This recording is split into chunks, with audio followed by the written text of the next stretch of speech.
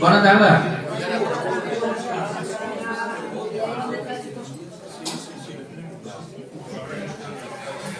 Bona tarda.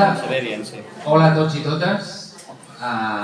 És un honor, a la vista està, el panel de ponents que tenim avui. Aquest acte no és un acte habitual, per això l'hem de destacar, per tenir qui tenim.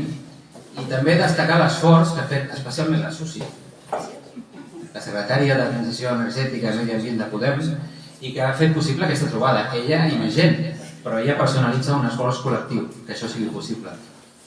Llavors, l'important és el que ens puguin compartir avui l'Antonio Turiel, investigador del CSIC, el Juancho López Duralde, no li cal presentació, d'Alianza Verde, a Luis González Reyes, de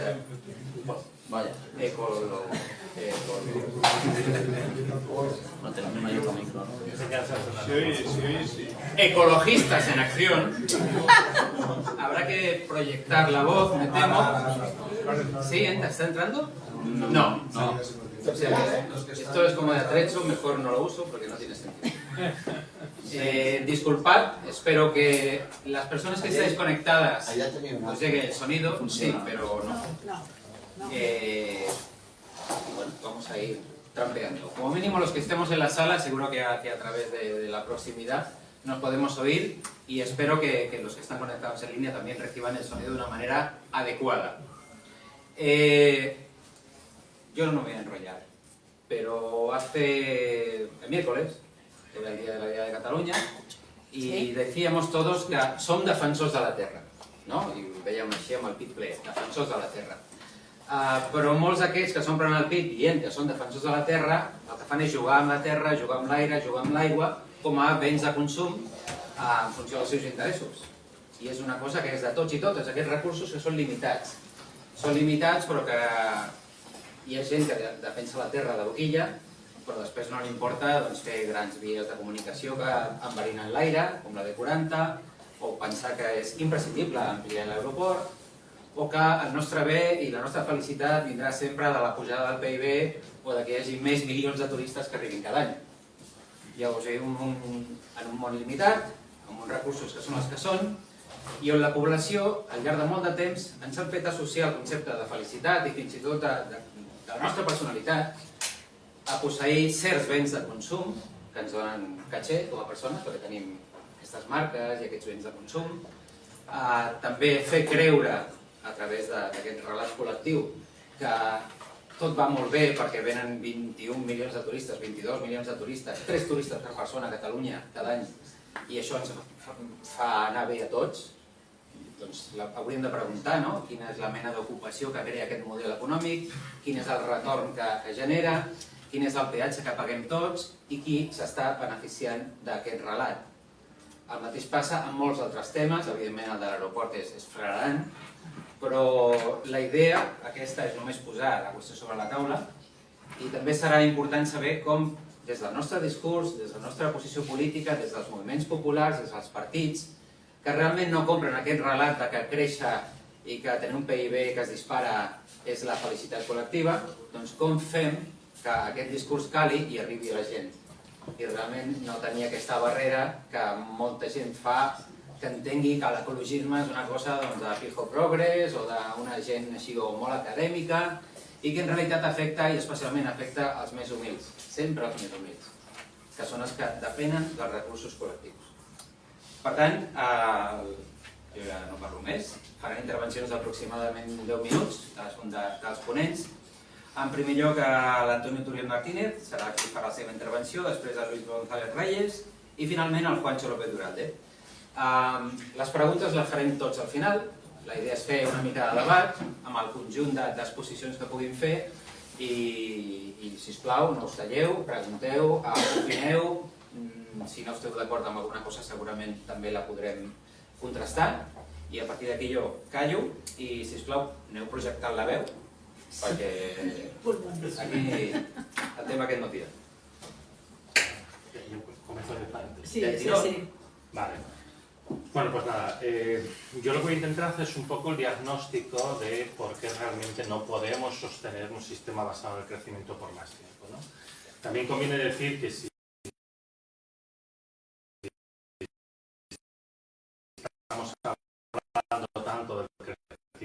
es un concepto, el lenguaje que utilizamos, nos hemos acostumbrado a utilizar, asociamos crecimiento con bienestar, porque esto es lo que siempre se transmite, ¿no? Sin embargo, la necesidad de crecimiento es una necesidad del capital, es un producto básico del capitalismo. Y aquí el problema que tenemos es que, por ejemplo, desde el ámbito de las ciencias naturales, que es lo que me ocupo yo, estamos viendo que estamos llegando a los límites del crecimiento. Cosa que, por cierto, ya se sabía que iba a pasar, ya se dijo por primera vez en los años 70 del siglo pasado, y ahora simplemente estamos llegando al punto en el que previsiblemente íbamos a llegar a principios del siglo XXI, que es donde estamos en este momento.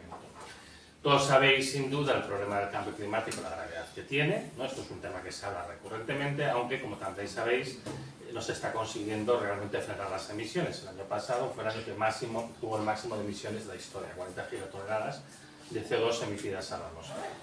En este momento la situación con respecto al cambio climático está adoptando unos tintes un tanto críticos. Sabéis que el promedio de la temperatura de todo el planeta de los últimos 365 días se sitúa en 1,6 por encima del nivel preindustrial.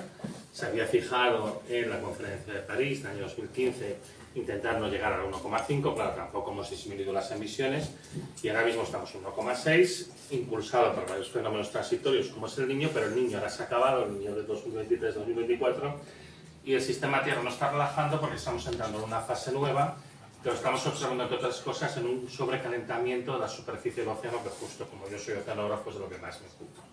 Y este sobrecalentamiento está llevando pues, a un incremento bastante importante de eventos extremos, como el que vamos a vivir, posiblemente por algún coletazo aquí en Cataluña, a principios de la semana que viene, ¿no? Pero que va a afectar sobre todo a la península de Italia y al centro de Europa. Lo que vamos a ver, por un Mediterráneo que está 2 grados por encima de los niveles del año 80, como vamos a ver tempestades con volumen de descarga y de vientos muy por encima de lo que sería habitual en esta época del año. Estamos viendo muchas alteraciones muy profundas, como por ejemplo la lluvia intensa que hubo en el Sáhara la semana pasada, que es un evento que no se veía nunca realmente, ¿no? Entonces, a esto se le unen otros fenómenos no lineales, como pueden ser los cambios en circulación oceánica que afectan al clima de Europa, la desertificación o la salinización de la Amazonia, la destrucción de la selva africana, el desplazamiento del monzón y un montón de fenómenos a escala global que están tomando una velocidad muy grande debido pues, al problema de las inestabilidades no lineales del cambio climático. Recordad también que el cambio climático es solamente uno de los 9 límites planetarios que se identificaron por parte del Instituto de Resiliencia de Estocolmo hace 15 años y que con el trabajo de varios miles de científicos de todo el mundo ahora se ha identificado dónde están estas 9 variables que miden el estado de salud del planeta y por desgracia hemos rebasado los límites de seguridad en 6 de estos límites planetarios, uno de los cuales es el cambio climático, pero hay otros, incluyendo las sustancias tóxicas que hemos dispersado en el medio ambiente, los cambios en los ciclos biogeoquímicos, la pérdida de biodiversidad, los cambios del uso del suelo y la falta de agua dulce, que son esos 6 límites que están rebasados. Sobrepasar cualquiera de los límites planetarios pone la continuidad de la especie humana en peligro. Esto es una cosa que es conocida. No hemos sobrepasado uno, sino que hemos sobrepasado 6, con lo cual las alarmas están sonando con mucha fuerza y nos hacen darnos cuenta de que bueno, pues el problema ambiental es muchísimo más grave, tiene mucho más alcance, es mucho más serio, cosa que se lleva teniendo claro, evidentemente, por las asociaciones ecologistas desde hace muchísimos años, ya los años 60 y 70, ya se estaba hablando de estas cosas y ahora simplemente lo que ha hecho es seguir un curso arriba. Esto por lo que respecta, digamos, a los problemas ambientales que tenemos, que nos exigen una actuación inmediata, porque si no, evidentemente, podemos encontrarnos en un punto de no retorno, del cual será muy difícil, como su nombre indica, salir, ¿no? Que será muy difícil conseguir un planeta habitable para la especie humana. Pero no está en peligro el planeta, no está en peligro la vida, una parte de la vida seguramente sí, lo que está en peligro es la especie humana, esto es lo que estamos poniendo en peligro.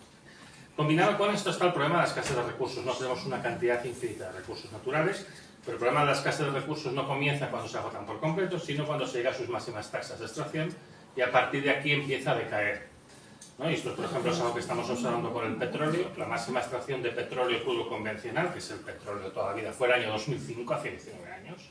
Ahora mismo se extrae un 14% menos de lo que se extraía entonces. Y si le añadimos lo que se ha llamado petróleos no convencionales, que no valen para todo, vale, para algunas cosas, el máximo fue en 2018. Ya llevamos 6 años de caída, con una caída superior al 3%. De momento es lenta, se va a acelerar. Lo que cae muy deprisa es el diésel. Entonces vivimos en un tiempo de descuento en el que hay una escasez creciente de diésel en el mundo, está habiendo muchos problemas en Latinoamérica y en África por falta de diésel. La producción de diésel actualmente es un 20% inferior a lo que fue en el periodo del 2015 al 2017 y esto solo puede agravarse. También es cierto que estamos hablando de un producto derivado del combustible fósil petróleo que nos interesa quitar por las emisiones de CO2, pero el hecho es que no lo hemos quitado y por desgracia además tenemos una industria muy montada en torno al diésel y al resto de combustibles fósiles. El petróleo y el gas natural y el carbón aún no han llegado a sus máximos, pero ya están muy cerca, sobre todo en el caso del gas natural. Y a partir de aquí comenzará una fase de descenso exactamente igual que el petróleo, lo cual quiere decir que incluso si nos dieran exactamente igual los problemas ambientales, no vamos a poder mantener este sistema, este modelo de vida, en esta falsa idea de que crecer es bienestar, simplemente porque nos va a faltar el combustible para hacerlo. Y luego ya en el caso del uranio, me hace mucha gracia cuando oigo hablar del nacimiento nuclear, cuando justo de todas las materias primas no renovables la que cae más deprisa y con más fuerza es el uranio, que llegó a su máximo en el año 2016 y ahora ya está un 23% por debajo de los niveles, cosa que por cierto era previsible dada la geología del uranio. A esta escasez de las materias primas energéticas no renovables unimos muchos metales que son indispensables en el modo de transición y ahora mismo el más comprometido es el cobre. Por eso a estos robos de cobre, yo que cojo muchos robadillas por aquí, pues de vez en cuando te roban algún transformador y entonces te quedas colgado con el tren, ¿no? Bueno, hay un problema con la producción de cobre en el mundo, parece que ya está muy cerca de su máximo posible y en todo caso no hay suficiente cobre para intentar abastecer unos planes de crecimiento, incluso con las tasas de reciclaje que se están proyectando absolutamente fantasiosas. De los es muy simple. Nunca tuvo sentido crecer infinitamente en un planeta finito. Esto nunca tuvo sentido. Esto siempre fue una cosa absurda. Entonces lo que tenemos que plantearnos es, en vez de intentar resolver el problema imposible, en vez de encontrar fuentes de energía mágica que nos permitan mantener las cosas tal cual están, lo que necesitamos es repensar las cosas. Y cuando hablamos de energía, ¿energía para qué? Y cuando hablamos de materiales, ¿materiales para qué? Y al final, en última instancia, ¿cuál es el modelo de sociedad? ¿Cuál es el modelo de consumo? ¿Cuál es el modelo de relación que queremos tener entre nosotros y con el medio ambiente? Y dicho lo cual, le cedo la palabra a Luis. Muchísimas gracias, Antonio.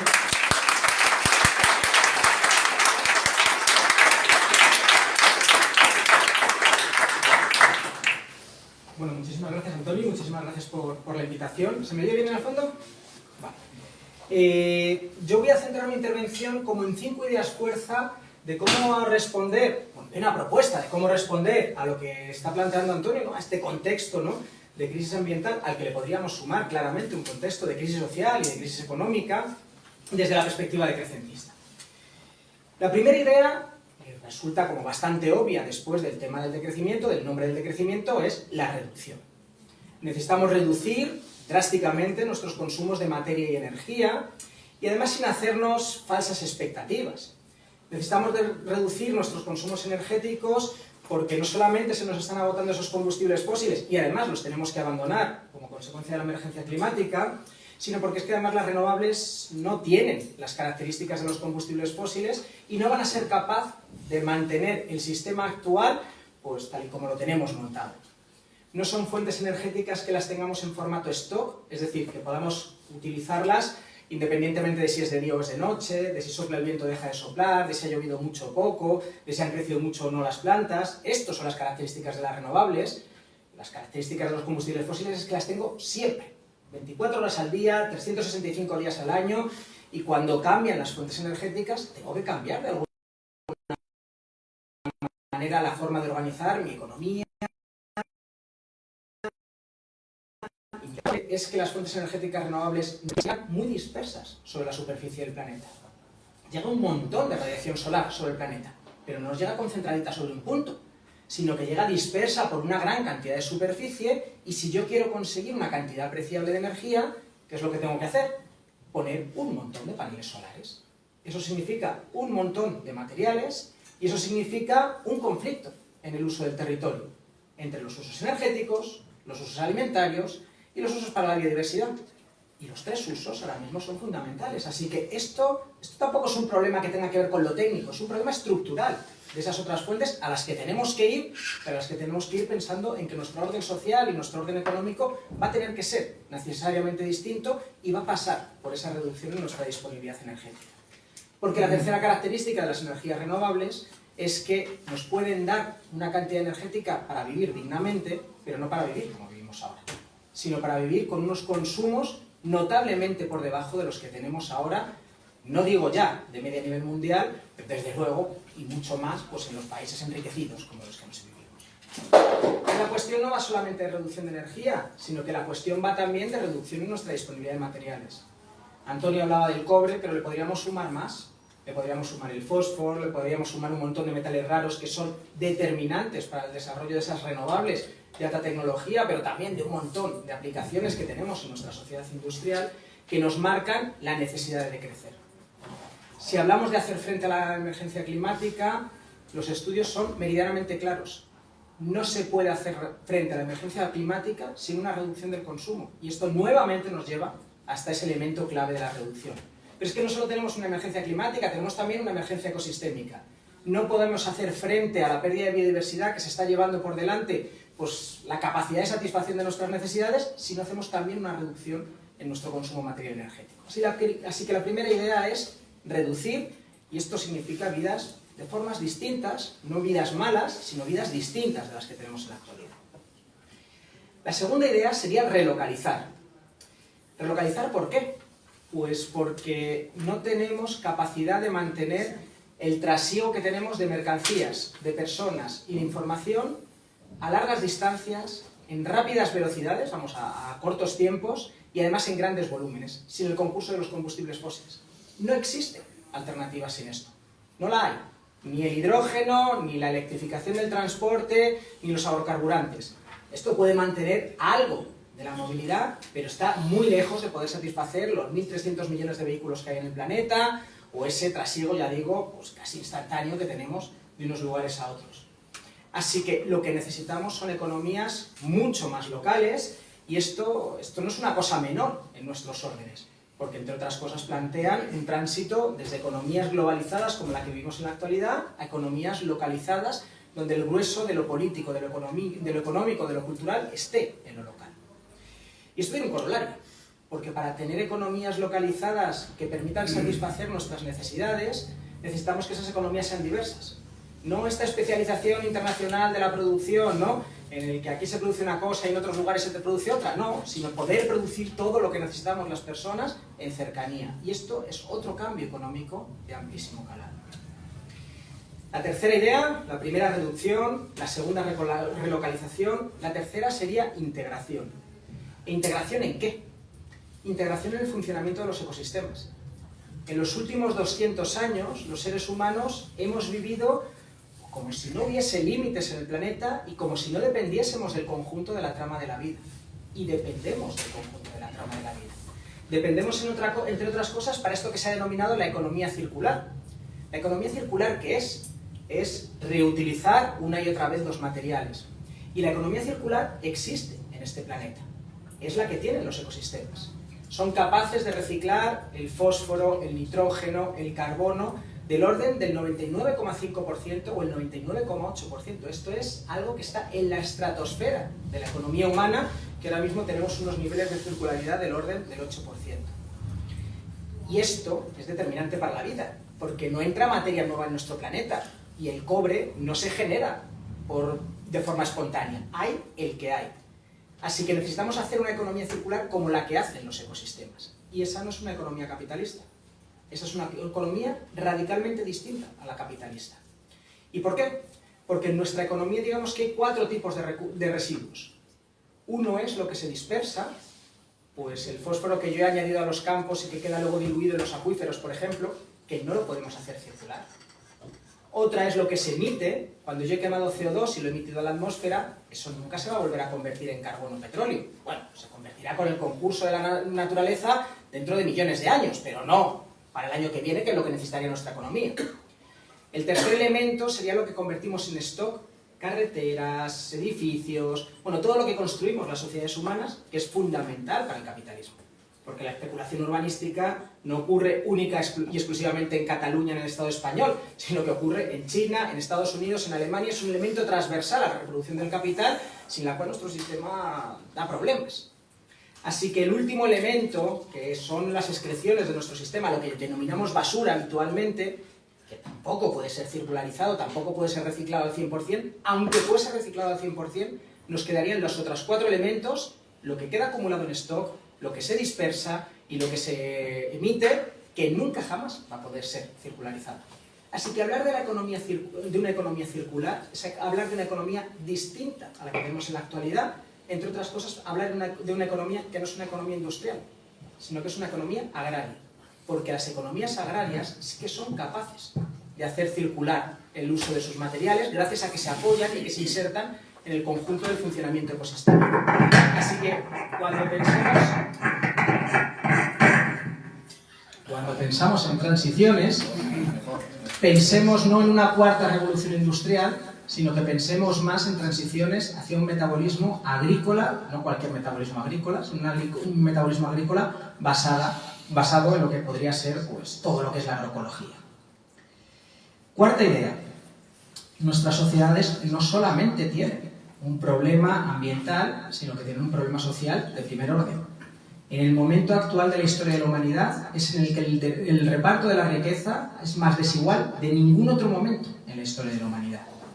Así que no solamente necesitamos hacer una transformación de corte ecológico, sino que necesitamos hacer una transformación de corte social que, entre otras cosas, reparta esa riqueza para que las poblaciones que están en situaciones pues, de exclusión y de máxima vulnerabilidad pues, puedan vivir dignamente.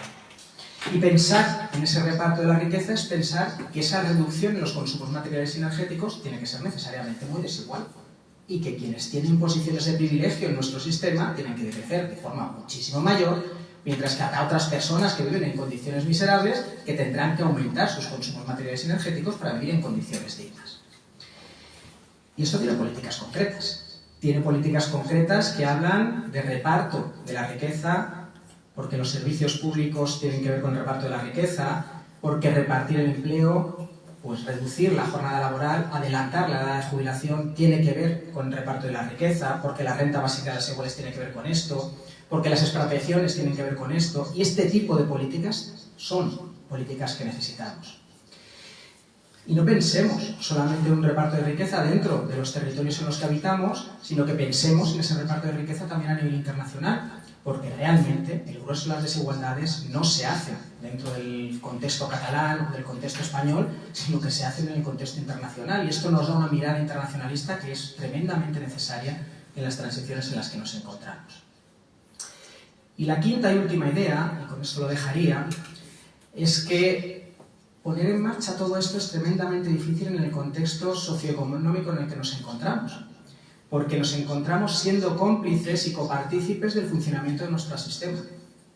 Necesitamos encontrar un empleo para conseguir dinero para poder satisfacer nuestras necesidades, porque en la medida que todas nuestras necesidades, o gran parte de ellas, están mercantilizadas, el dinero es un elemento básico y necesitamos vender nuestra fuerza de trabajo. Y esto es algo que nos hace ser cómplices pues, de la destrucción social y de la destrucción ambiental. Así que necesitamos salir de esa rueda.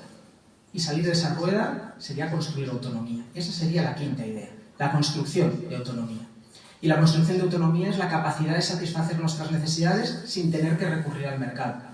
Es decir, poder cultivar parte de nuestros alimentos, poder generar la energía que necesitamos, poder construir nuestras casas. Obviamente todas estas cosas no las vamos a hacer de forma individual, sino que necesitamos hacerlas de forma colectiva en unas economías que sean comunitarias y que articulen un poder popular que nos permita recuperar el poder sobre nuestras vidas. Estas 5 ideas, reducción, relocalización, integración, reparto y autonomía, son difíciles de llevar a cabo. Y yo simplemente he enunciado lo que serían las ideas fuerza. Hicimos un libro hace poquito, ¿no? Un compañero y yo de Ecologistas en Acción, pues para plantear cuáles podrían ser un aterrizaje concreto en los distintos sectores de la economía productiva española, pues como para aterrizarlo, que sería este, que podéis tener disponible. Pero es que para Cataluña, de la mano de CGT y un consorcio de otra serie de organizaciones lideradas por el sindicato, hemos hecho un aterrizaje de cómo podrían ser estas transiciones en el ámbito catalán, ¿no? Y cómo nos las imaginamos más allá de estas ideas fuerza, en prácticas concretas en lo que tiene que ver con la alimentación, en lo que tiene que ver con la generación de energía, en lo que tiene que ver con las telecomunicaciones o en lo que tiene que ver con el turismo. Lo dejo ahí, el documento está disponible, ¿no?, como para desarrollar, y a partir de ahí pues que nos podamos seguir encontrando. Gracias.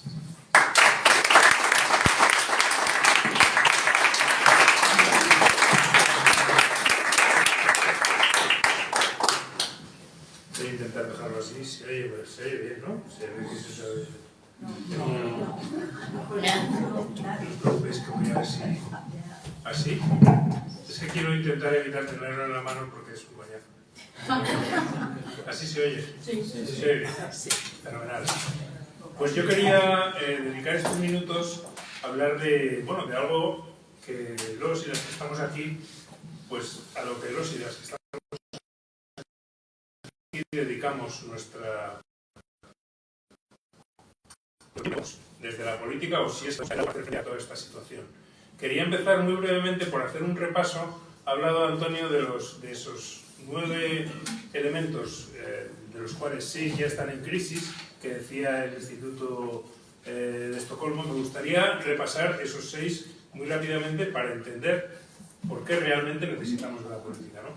Hablamos del clima, el cambio climático, evidentemente es el elemento del que más se habla, no es el único, pero es el elemento, digamos, sobre el que hemos superado los límites del que más se habla. La pérdida de biodiversidad, ese sería el segundo. Estamos destruyendo las especies animales y vegetales que nos acompañan a un ritmo muy superior al que nunca se había hecho, salvo quizás cuando el caso del meteorito que acabó con los dinosaurios, pero estamos a esa velocidad, ¿no? De hecho hay un libro muy interesante de Richard Leakey que se llama La sexta extinción, que compara la presencia del ser humano sobre la Tierra con ese meteorito que se iba acercando, ¿no? Y dice, si un meteorito se acercara para destruir lo que conocemos en el planeta, seguramente estaríamos haciendo todos los esfuerzos para intentar desviar ese meteorito de alguna manera, ¿no? Y sin embargo estamos haciendo lo mismo y lo hacemos sin prácticamente darnos cuenta de lo que estamos haciendo, ¿no? O dándonos cuenta pero no tomando medidas, ¿no? El tercer elemento es el uso del suelo, que cada vez utilizamos más suelo para usos humanos y por lo tanto dejamos menos espacio para la naturaleza. Por ahí hay una propuesta de que debería protegerse o dedicarse a la protección el 50% del suelo, ¿no? Estamos muy lejos de eso. El cuarto elemento es la presencia de químicos persistentes, de sustancias químicas persistentes, que cada vez son más porque ponemos en el medio ambiente decenas de miles de sustancias químicas cada día y muchas de ellas ni siquiera conocemos cuáles son sus impactos, ni se han estudiado sus impactos, ¿no? Y ese es otro elemento que está desbordado. El quinto es el agua dulce. Utilizamos el agua dulce por encima de las posibilidades de regeneración. Los acuíferos, aquí por ejemplo tenemos un problema grave con la contaminación con nitratos. Cada vez más pueblos no pueden utilizar el agua de sus pozos porque está contaminada por los nitratos. En muchos casos debido a la presencia de macrogranjas. Y por último, los ciclos biogeoquímicos del nitrógeno y del fósforo, ¿no? Es decir, estos son los 6 elementos que están desbordados, es decir, que hemos roto los límites, ¿no? Y claro, ante esto hay una reflexión evidente, ¿no? ¿Qué está pasando?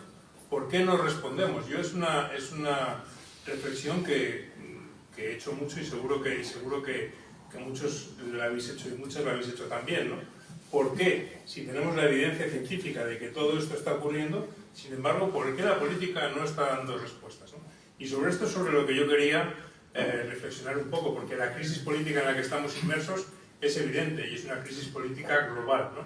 Y es una crisis política que está llevando precisamente, o que está derivando a promover precisamente sectores directamente negacionistas. Es decir, ¿por qué el negacionismo se está imponiendo? Pues yo creo que hay un factor clave que es el miedo, ¿no? Es decir, vivimos en una situación de miedo, queremos negar esa realidad, queremos esconder la cabeza, o mucha gente lo que hace ante esta realidad que tenemos y que la ciencia nos pone sobre la mesa es esconder la cabeza, es decir, esto no puede estar ocurriendo, vamos a seguir. Y para justificar que seguimos hacia adelante solo lo podemos justificar si negamos la mayor, si negamos la realidad, ¿no? Y eso hace que sea más atractivo el discurso de un personaje que a lo mejor lo que nos cuenta, en vez de decir tenemos un cambio climático sobre nosotros gravísimo, tenemos que hacer algo de inmediato, nos cuenta que los inmigrantes se están comiendo los gatos de su barrio, y eso resulta que es un discurso político que tiene mucho más éxito, ¿no? Yo creo que esto es una situación muy grave, y de alguna manera lo que está ocurriendo es que, desde mi punto de vista, luego evidentemente lo podemos debatir, hay, digamos, una burbuja ajena, una burbuja que es la burbuja política, digamos, o el debate político, que es ajeno a la realidad de lo que la ciencia nos está diciendo, ¿no? Y son dos burbujas con las cuales prácticamente no hay interrelación. Y cuando uno participa en los debates en el Parlamento, como yo he tenido ocasión muchos años, pues te das cuenta que traer estas cosas que estamos hablando aquí y llevarlas al Parlamento es muy difícil plantearlas con éxito, porque es una burbuja completamente ajena.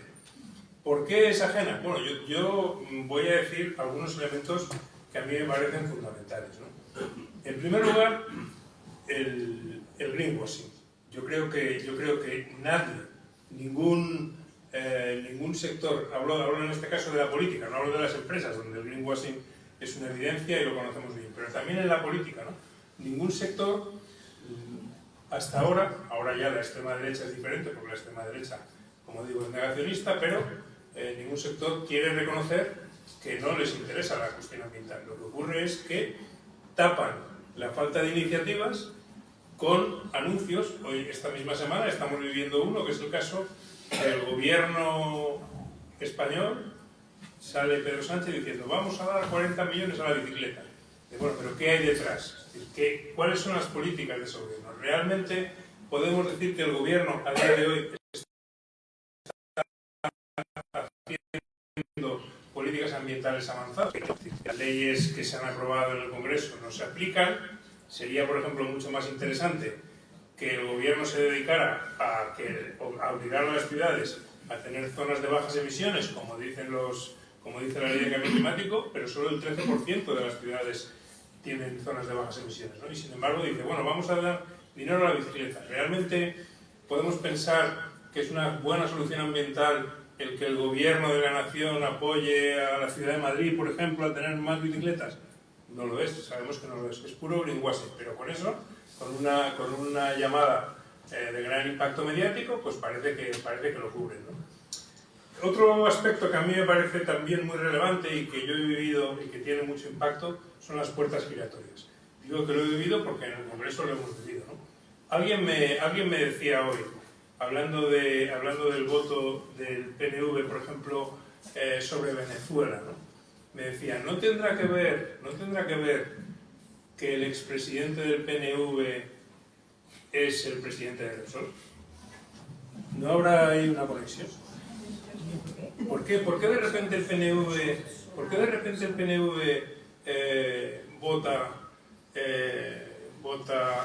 digamos, para decidir en el Congreso esa propuesta del PP quién debe ser el presidente de Venezuela, que es algo que es absolutamente surrealista, ¿no? ¿Os imagináis que el Congreso en noviembre vote quién es el presidente de Estados Unidos o el Congreso español? Eso no lo van a hacer, ¿no? Pero con Venezuela yo creo que es un ejemplo, claro, de puerta giratoria, ¿no? Es decir, bueno, pues esto puede afectar bueno, perdón, creo que eso es otro elemento que tiene mucho que ver, ¿no? La influencia de la empresa, de los fondos, de la industria sobre las decisiones políticas es brutal, no lo podéis imaginar. Es decir, desde el momento en que se pone una iniciativa, sea la que sea, sobre la mesa, hay una incidencia y hay un lobby por parte de las empresas que es brutal y que lleva mucho tiempo incidiendo. Las empresas de combustibles fósiles en concreto, por ejemplo, llevan años, no solo en España, sino globalmente, influyendo para que no se adopten medidas que puedan restringir los combustibles fósiles. Por eso cuando nos preguntamos ¿por qué? Y lo preguntaba Antonio también, ¿por qué no está siendo efectiva la lucha contra el cambio climático? entre otras cosas, porque hay grandes empresas con grandes capacidades, con gran capital, que llevan décadas frenando cualquier medida contra el cambio climático.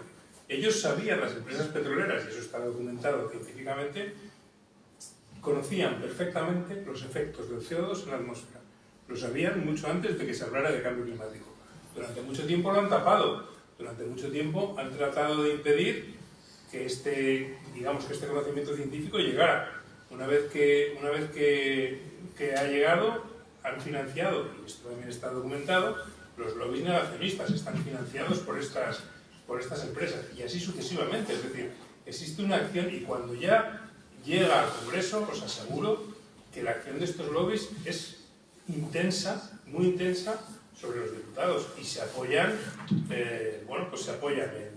por un lado, en el desconocimiento de los políticos, y por otro lado, en los intereses que van de la mano de ciertos partidos y de ciertas empresas.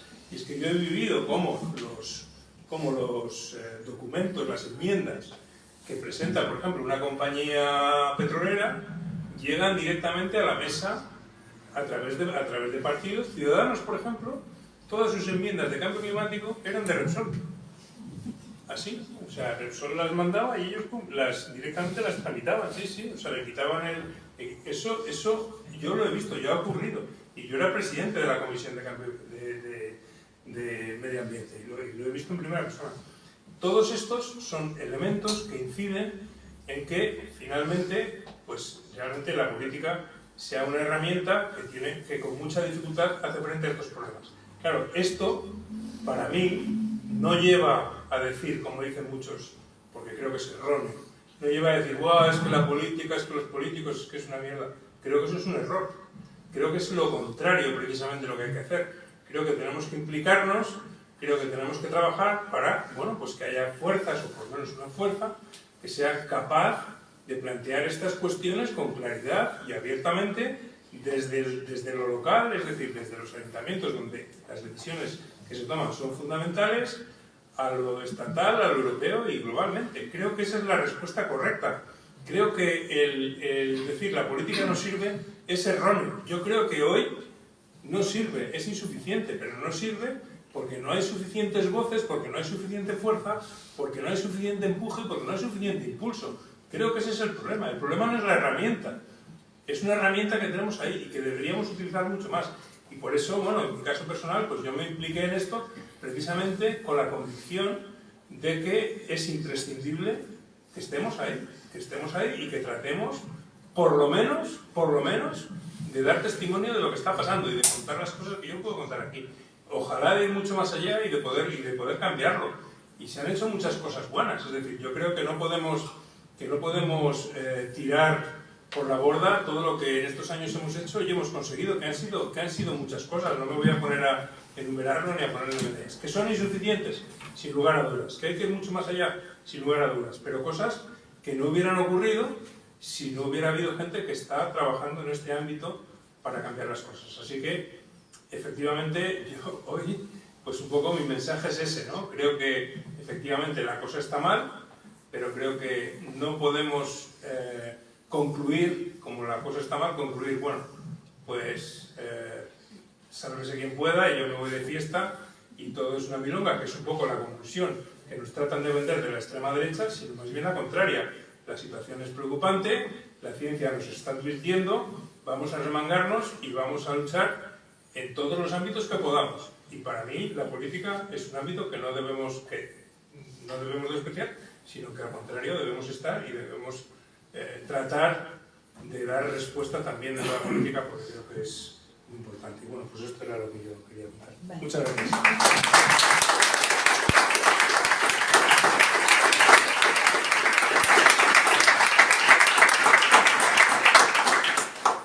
Bueno, ya han dicho muchas cosas y creo que muy interesantes y con mucha base, pero hay una cosa que me parece importante, es que cuando hablamos del crecimiento siempre lo asociamos al PIB, ¿no? Y que vamos subiendo y eso significa que somos más ricos y no sé qué. Hay un estudio, voy a hablar de las Baleares porque es donde me he metido un poco más estos días, Y hay un estudio que dice que en 21 años han pasado de la lista, digamos, mundial, o europea, perdón, del PIB, de las Baleares, estaban en el puesto número 46, en estos momentos están en el 110.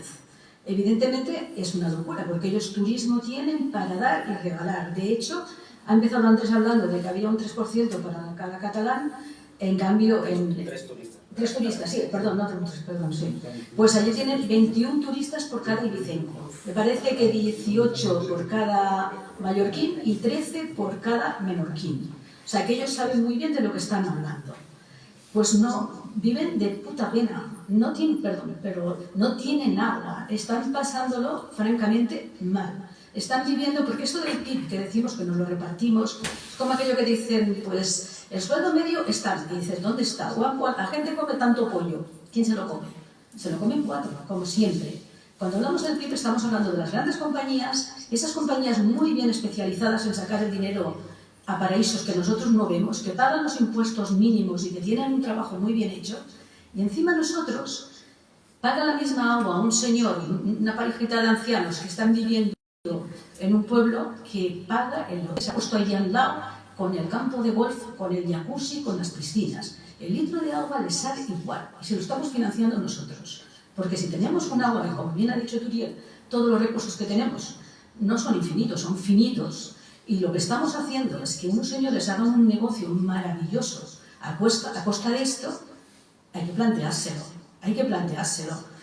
Otra de las cosas que, porque esto nos afecta, es una cosa transversal, porque nos afecta en vivienda, nos afecta en sanidad, nos afecta en lo que tenemos de renta para todos nosotros, nos afecta de muchas formas. En vivienda hemos visto que hay cerradas que no se utilizan, hay unas cantidades aquí en Cataluña, me parece, que están sobre los 400 y pico mil viviendas que no se utilizan como mínimo en un año. Esto lo comprueban por la luz, porque no está conectada, porque no está utilizando nada de esto.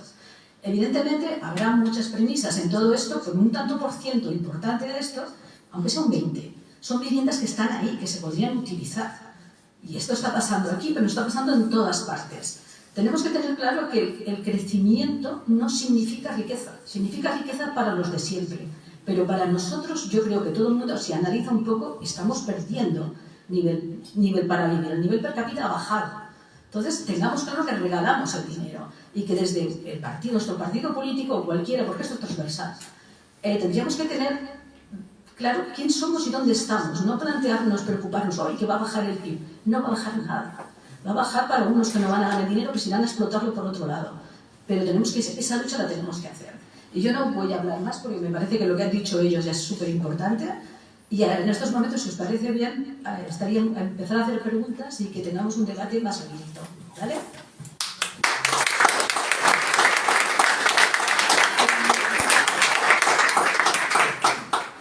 ¿Sí, no? Vale.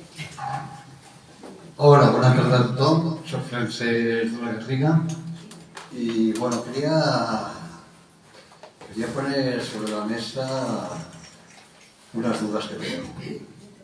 Se habla mucho de transporte público, bicicleta eléctrica, coche eléctrico y todo esto, pero quisiera saber el impacto que causan las baterías estas en el medio ambiente.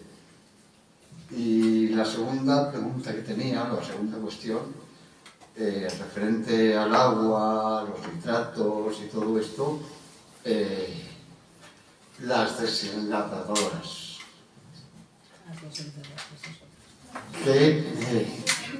¿Qué contaminación realizan?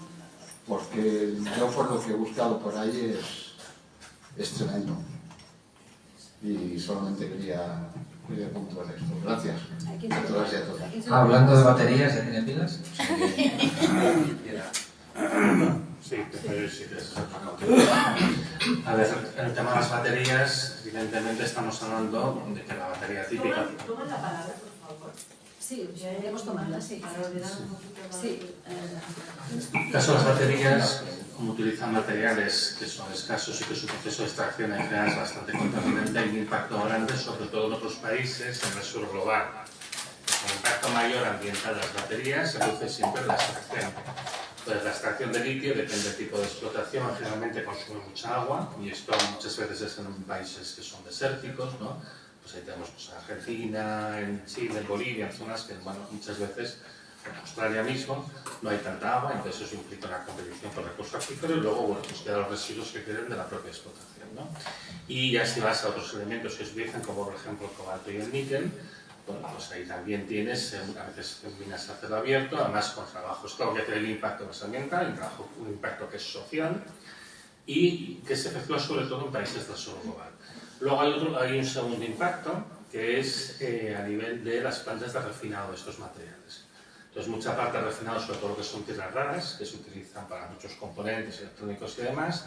Esto genera un gran volumen de residuos tóxicos que generalmente se quedan en China, que es donde se efectúa la mayor parte del proceso de refinado, con bueno, pues, grandes balsas de sustancias tóxicas que bueno, pues, perjudican a las personas. El impacto que generan las baterías aquí, fundamentalmente, está a nivel de reciclaje, fundamentalmente. Y ahí, evidentemente, hay que hacer una normativa, que una batería no se puede disponer de ella de cualquier manera, entonces, en principio, sí se respeta la normativa, el impacto sería mínimo. El problema que tenemos con la gestión de residuos es que es cara, no de este específicamente, sino cualquier residuo químicamente activo, y es que es cara. Entonces, las empresas pueden tener la tentación de no reciclar o directamente coger el material y exportarlo a otro país para abandonarlo allí, como por ejemplo hacemos con la basura electrónica en Costa de Marfil. Costa de Marfil ahora mismo es un vertedero gigantesco en el que va a parar toda la basura electrónica. Entonces, los impactos son importantes, sobre todo si no se gestiona la normativa española, yo creo que es adecuada. Lo importante es que se cumpla, y eso, evidentemente, el problema que tiene es el coste que tiene, ¿no?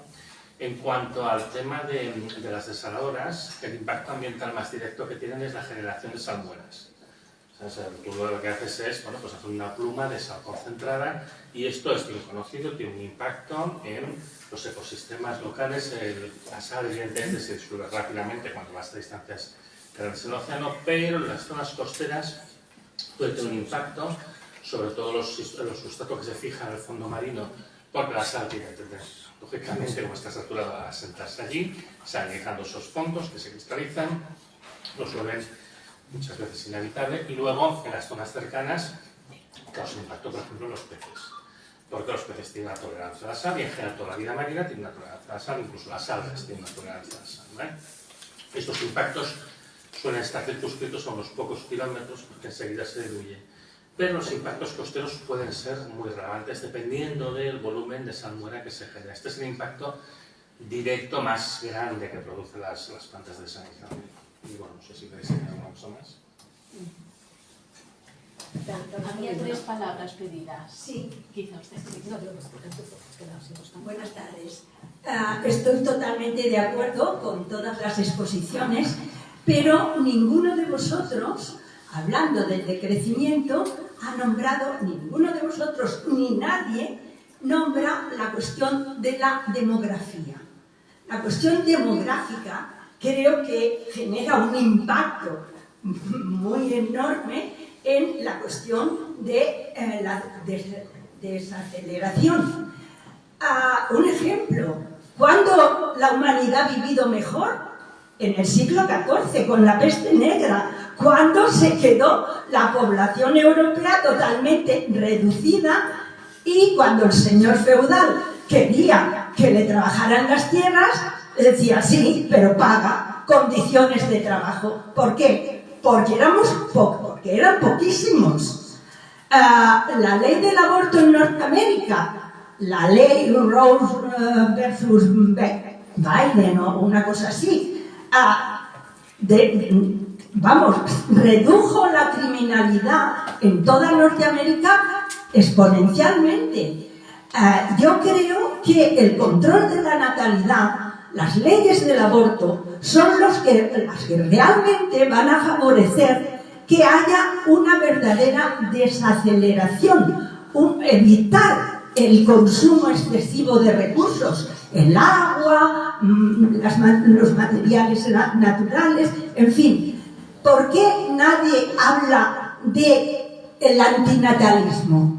¿Por qué, al contrario, nos estamos quejando que Europa es un país de viejos? Los jóvenes tienen que tener hijos, no hay bastantes, somos 8.000 millones. 8.000 millones. ¿No somos bastantes? ¿Por qué este empuje de la cultura, este empuje de la naturaleza, que los jóvenes han de formar, han de tener una vivienda para formar una familia y tener hijos? ¿Por qué siempre esta propaganda? ¿Por qué? Interesa tener masa obrera sobrante, interesa tener carne de cañón disponible.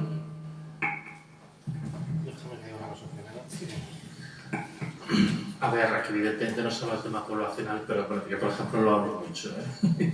En cualquier caso, a nivel del impacto ambiental, lo que más impacto tiene, y esto es bien conocido, son las maneras de vivir.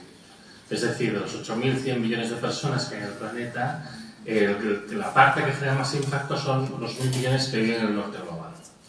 De hecho, si tú quitas esos 1.000 millones, reduces el impacto más grande.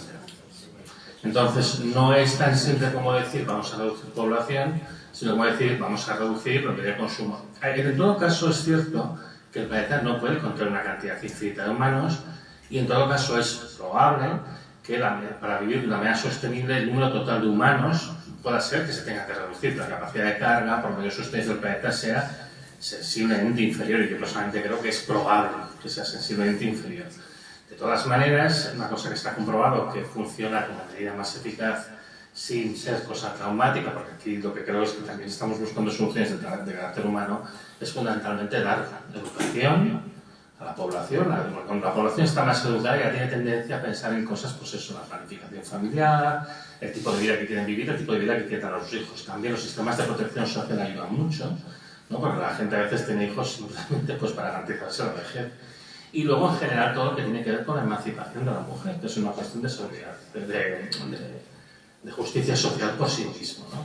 Entonces, estas medidas suelen ser las más eficaces, o son medidas de carácter social.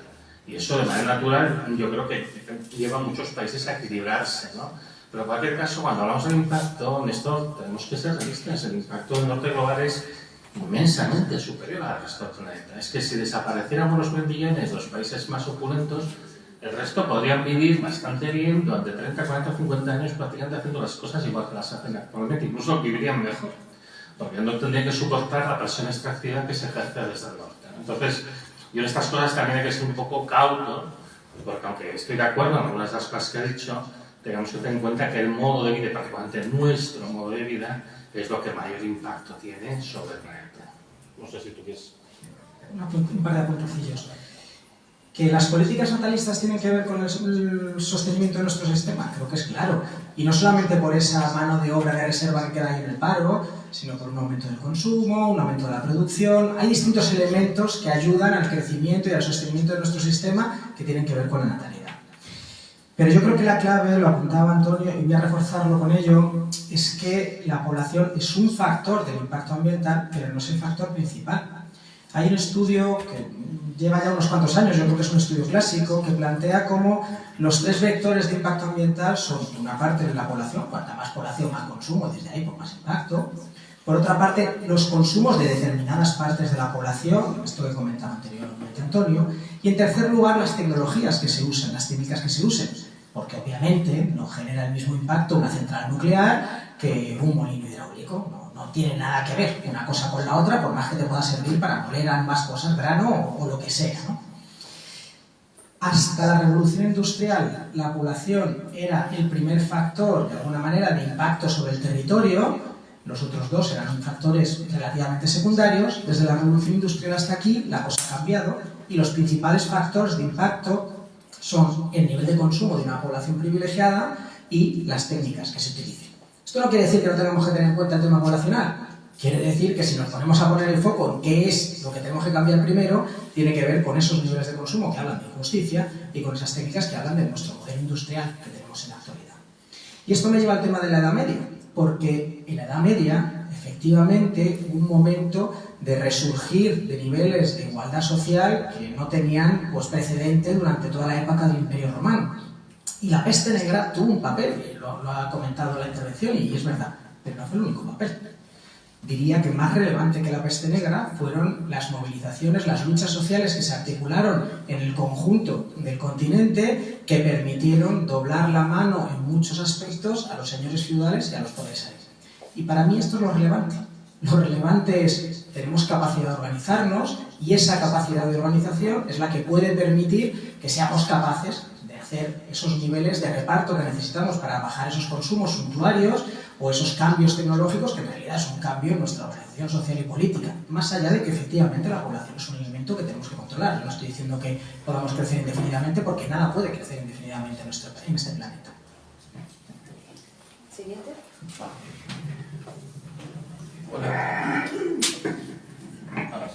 Hola, estoy de acuerdo con todo lo que se ha hablado, y es la preocupación de todo ser humano racional, el cambio climático, las consecuencias en la vida, en general, la vida humana y la vida de todo género, ¿no? Pero yo creo que lo fundamental es el modo de producción capitalista, ¿no? La voracidad de los capitalistas hace que influya en el crecimiento de la producción, y el ser social determina la conciencia, ¿no? Y todos nosotros somos criados en un modo de producción capitalista, y tenemos una incidencia psicológica de formación, y queremos consumimos, a pesar de que sabemos, ¿no? Todos sabemos que nos afecta, pero todos, la mayoría tiene coche, la mayoría hace una vida de pequeño burgués, ¿no? Y no podrá haber un cambio en la orientación hacia el consumo si no se cambia la sociedad en su modo de producción, ¿no? Los chinos están dirigidos por un partido comunista, pero tienen un modo de producción capitalista, y ese crecimiento desmesurado y va en contra de toda la lógica, ¿no? Yo pienso que lo fundamental, bueno, yo soy social, yo soy comunista, soy luchador social desde que era niño, y entonces siempre me ha preocupado en el cambio de tipo de sociedad, el modo de producción, que es lo fundamental. Bueno, esa es mi opinión. Bueno, yo, algunas reflexiones al hilo de lo que has comentado. En primer lugar, evidentemente, el capitalismo es el núcleo del problema que estamos abordando aquí. Eso es así. Sin embargo, hay algunas cosas. Yo, en primer lugar, sobre lo de responsabilizar a todos por igual, que es una parte del mensaje que nos están enviando, yo estoy completamente en contra de ese mensaje, porque creo que no todos somos igualmente responsables. Todos tenemos una responsabilidad, pero algunos más que otros. Y aquellos que toman, porque los ciudadanos y las ciudadanas de abajo nos movemos en el marco en el que nos podemos mover. Si hay un buen transporte público colectivo, porque las administraciones han tomado esa prioridad, nos movemos en transporte público y podemos hacerlo. Si no, no nos queda más remedio muchas veces que tener que utilizar el vehículo privado y estar contaminando. No porque seamos irresponsables, sino porque no nos dejan otro remedio. Si no tenemos sistemas adecuados si no hay sistemas adecuados de envasado de los alimentos ni sistemas adecuados de reciclado de los residuos, nosotros hacemos lo que podemos hacer, y nosotras. Pero realmente los residuos aumentan y aumentan, no porque seamos irresponsables, porque nosotros no queremos llegar de la compra con un montón de envases. Y hay gente que está muy concienciada y que hace lo posible por reducir el mínimo, pero normalmente la mayoría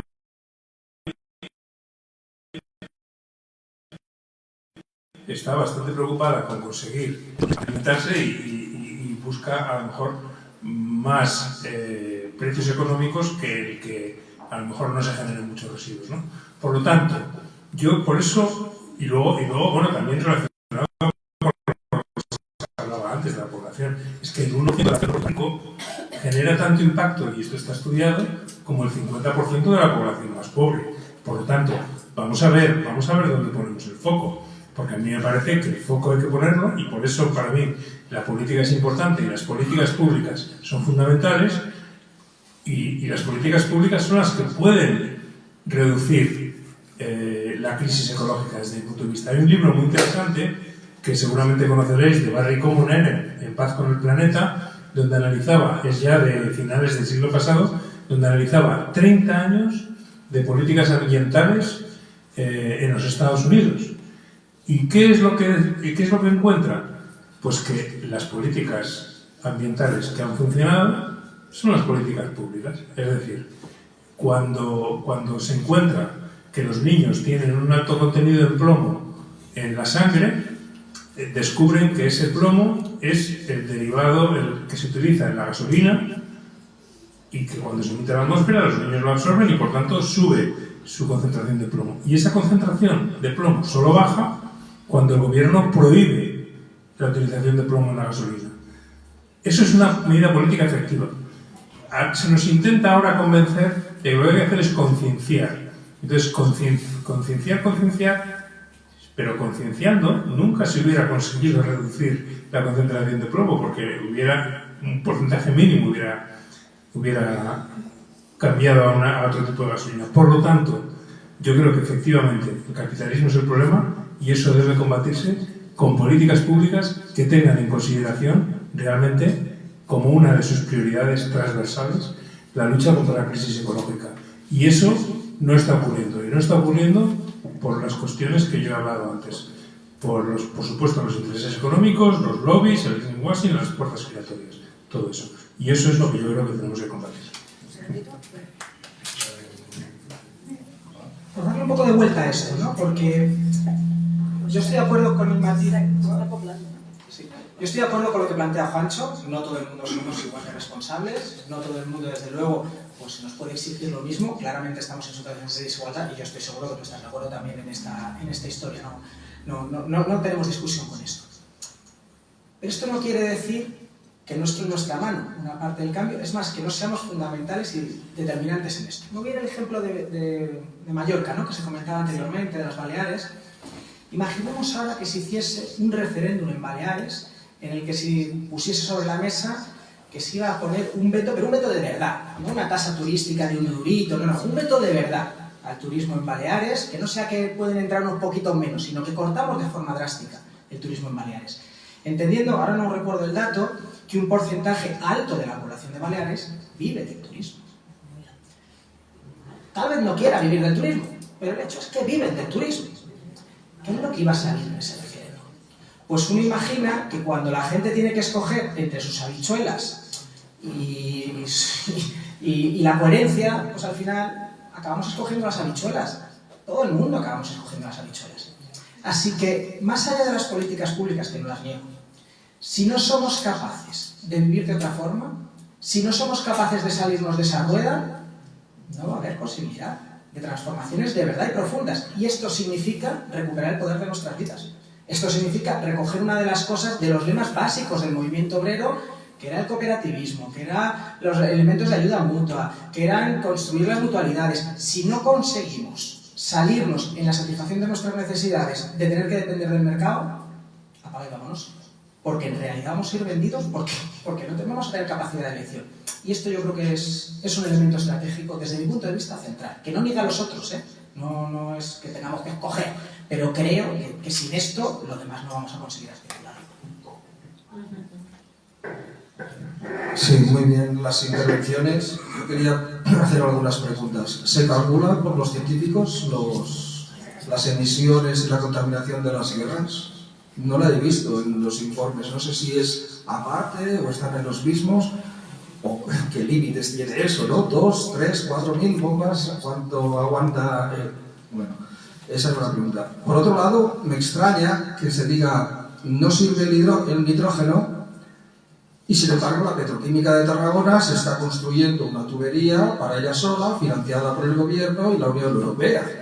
¿Tan tontos son los economistas y los que lo construyen sabiendo que eso no va a ser rentable? No lo entiendo, si lo puedes desarrollar un poquito, porque ya tienen una tubería directa desde el Ebro de agua brutal cuando los campesinos están hechos polvos alrededor, ¿no? El otro tema era, claro, es como si tuviera que haber una planificación mundial con una ONU muy democrática, proporcional y con gente de que dirigiera esa ONU con ideas como las vuestras. Y eso se ve tan imposible que la predomina el nacionalismo. Yo voy a quedarme todo el petróleo y los minerales y materiales que pueda, sea China, sea este país o sea el otro. Eso necesita de un tipo de internacionalismo renovado. Igual que surgió del movimiento obrero, pues tiene que haber algo que enlace esto, porque la construcción que es correcta de esa hegemonía cultural con esa autonomía que hay que ir creando, si no va acompañado de lo otro, y no veo los BRICS por ese camino. Lo veo más bien por el del egoísmo nacionalista que se une para su moneda, alternativa al dólar, que los ha tenido esclavizados y tal, ¿no? Entonces, me gustaría un poco de reflexión en este tema. Y por último, estaba...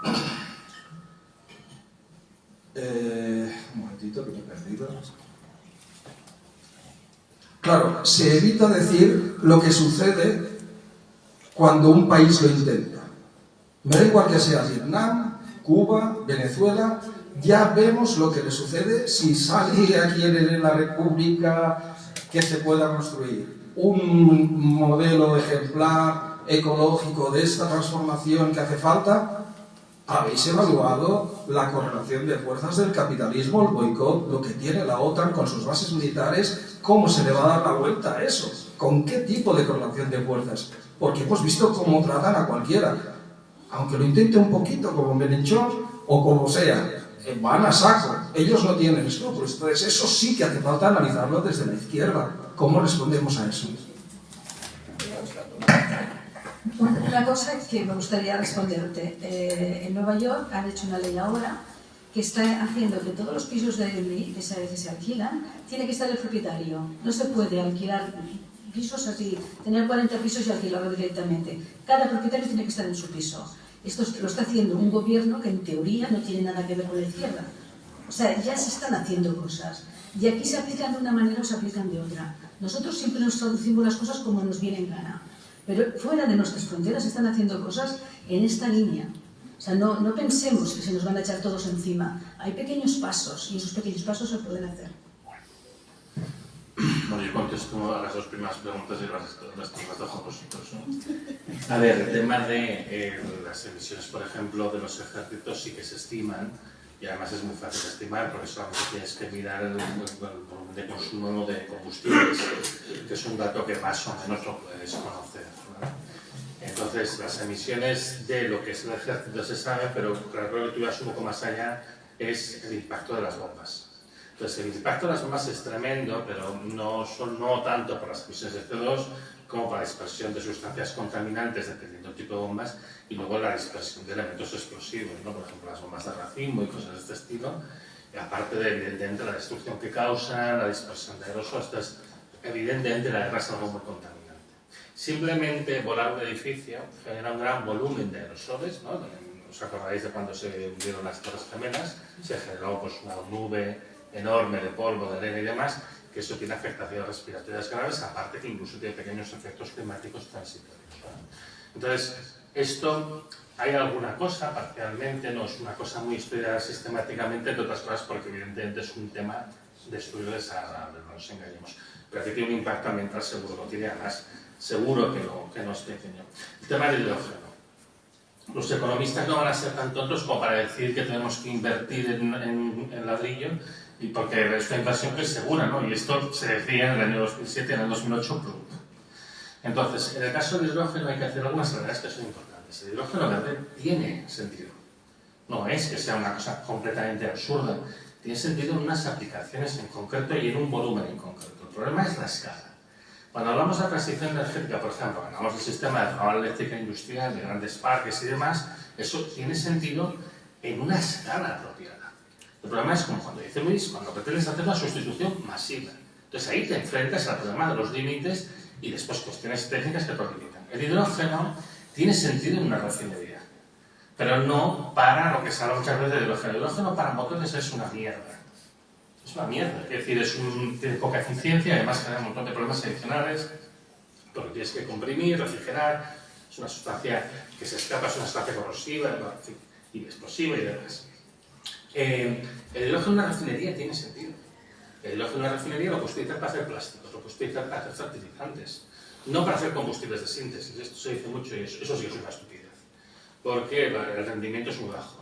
Pero es que hay muchísimos procesos en la refinería que requieren hidrógeno, que actualmente se obtiene mediante la reforma del metano. Coges gas natural, que es CH4, le quitas el carbono, ¿vale? Y lo combinas, por ejemplo, con nitrógeno para hacer fertilizantes, o bien utilizas hidrógeno directamente para poner los cadenas de hidrocarburos para poder hacer los plásticos que quieres saber. Entonces, en la refinería de Tarragona, claro que puede tener una cierta utilidad. Cuidado, el hidrógeno siempre va a ser más caro que el gas natural, precisamente pues, por el coste energético que implica. Y eso a lo que nos lleva es a que se va a utilizar, se puede utilizar y tiene sentido utilizarlo, pero de nuevo lo importante es a qué escala. ¿A qué escala?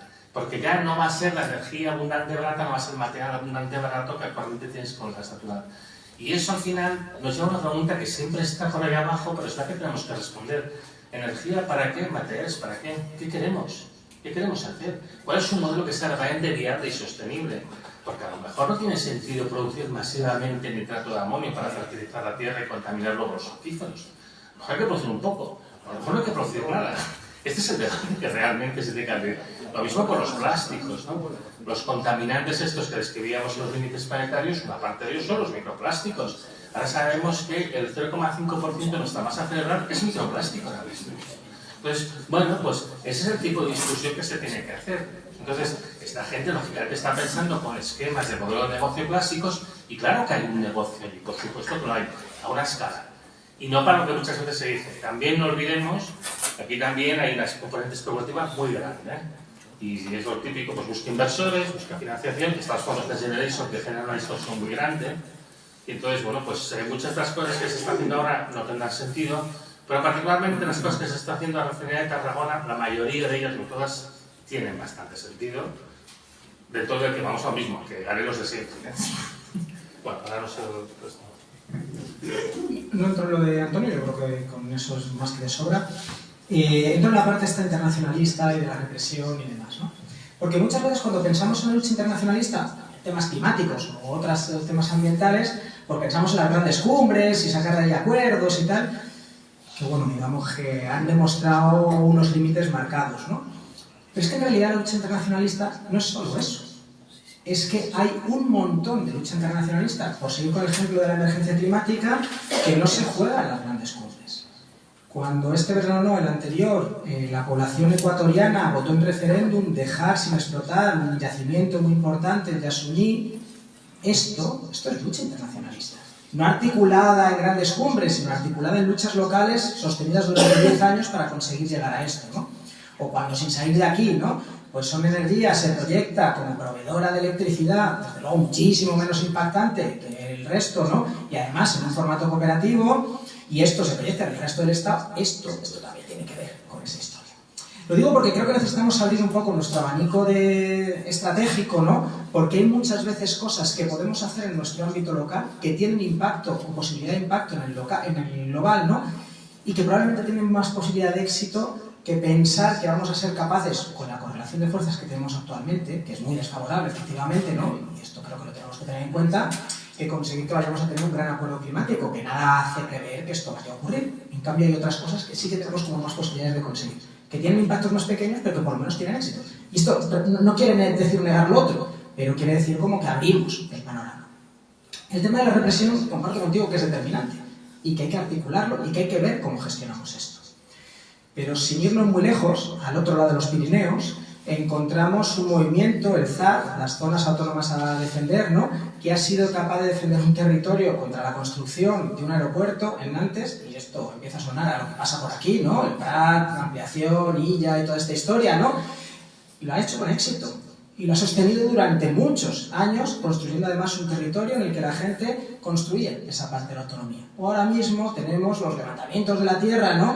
Que han sido capaces también de poner en jaque a la represión de la policía francesa, que para quienes no se hayáis enfrentado a la policía francesa no es ninguna gilipollez, o sea que es un nivel de capacidad de represión muy fuerte, y que no voy a decir que esto todo es agua de rosas, que va todo perfecto, pero que también hay capacidades de articulación sobre el territorio, sobre el terreno, ¿no? De resistencias, con derrotas también, y con problemas y con limitaciones, ¿no? Repito, no lo quiero vender como una cosa perfecta, pero que tenemos ejemplos de cosas que están sucediendo, que tienen esa mirada internacionalista y que tienen capacidad de resistir, por lo menos parcialmente, a la represión, y que necesitamos articular a partir de ahí, ¿no? A partir de lo que se está haciendo para mejorarlo y para conseguir, pues, aglutinar más fuerzas y conseguir, pues, éxitos más rotundos, porque claramente necesitamos éxitos más rotundos, ¿no?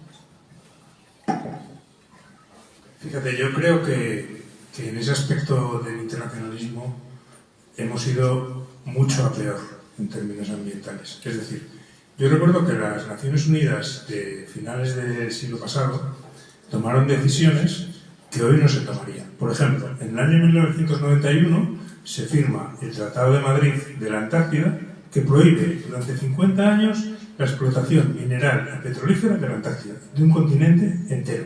Por ejemplo, en el año 87 se firma el Protocolo de Montreal de Defensa de la Capa de Ozono, que prohíbe los clorofluorocarbonos, prohíbe una sustancia que daña la capa de ozono. Gracias a eso la capa de ozono se está recuperando. Por ejemplo, en los años 90 se firma el Tratado de Basilea, que es un tratado que prohíbe la exportación de residuos tóxicos y radiactivos desde países de la OCDE a países de la no OCDE. Por lo tanto, hubo un momento, no hace tanto en nuestras vidas, los más mayores os acordaréis de estas decisiones, hubo un momento en que este tipo de decisiones eran posibles. Sin embargo, ahora, por ejemplo, efectivamente, el acuerdo de cambio climático va de fracaso en fracaso. Se intenta que haya un acuerdo de plásticos contra los plásticos y no un acuerdo global y no se acaba de conseguir. ¿Qué ha ocurrido? Porque yo creo que esta reflexión es importante. Yo creo que lo que ha ocurrido es que el neoliberalismo, ha triunfado en dos aspectos. Por un lado, ha conseguido que los países, los estados, cada vez sean más débiles. ¿A cuenta de qué? Pues todas las privatizaciones, todo eso hace que al final, y ese proceso sigue, es lo que ahora intentan hacer, bueno, lo que está haciendo Milei en Argentina, lo que está haciendo Bolsonaro, y al mismo tiempo crece el poder de las corporaciones multinacionales.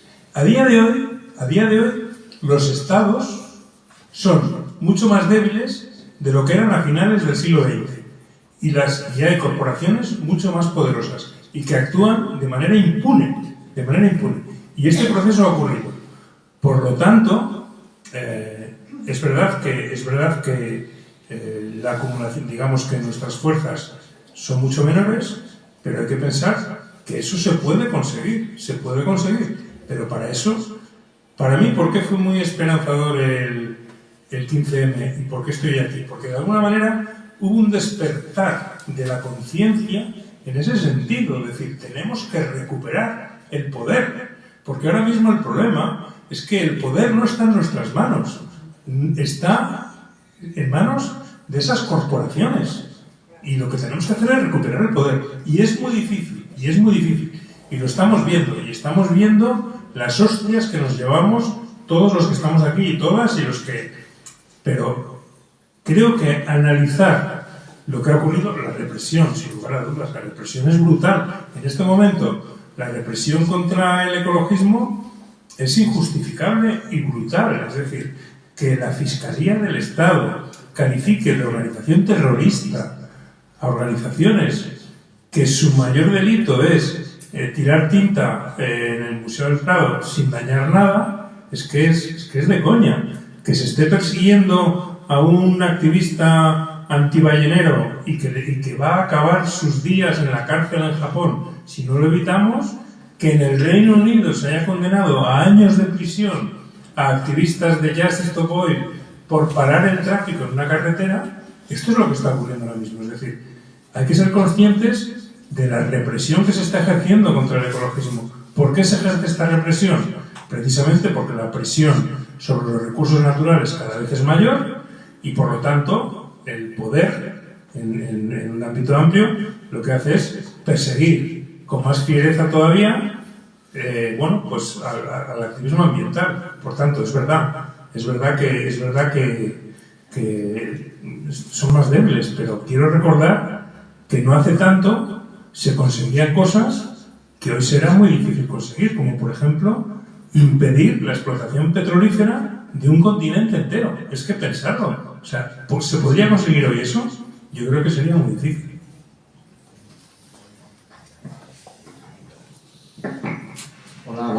Yo soy Tony, he ido recopilando las preguntas que han hecho los compañeros en el directo de Instagram. Nuestro compañero del Círculo de San Cugat, Fama Cayuelas, quiere preguntar sobre qué opináis sobre la fusión nuclear y si es sostenible la producción y la instalación de placas solares. JJ Norbert 2024 pregunta que si deben de ser necesariamente las renovables productoras de electricidad y si pueden tener otras aplicaciones. También pregunta que cómo hacer deseable la transición ecológica a las clases más depauperadas que de otro modo, que ahora mismo están siendo tentadas por la ultraderecha. Y también pregunta si puede desaparecer la pobreza mientras sigan habiendo ricos. Y si tendrían que desaparecer los ricos para evitar eso. Muchas gracias.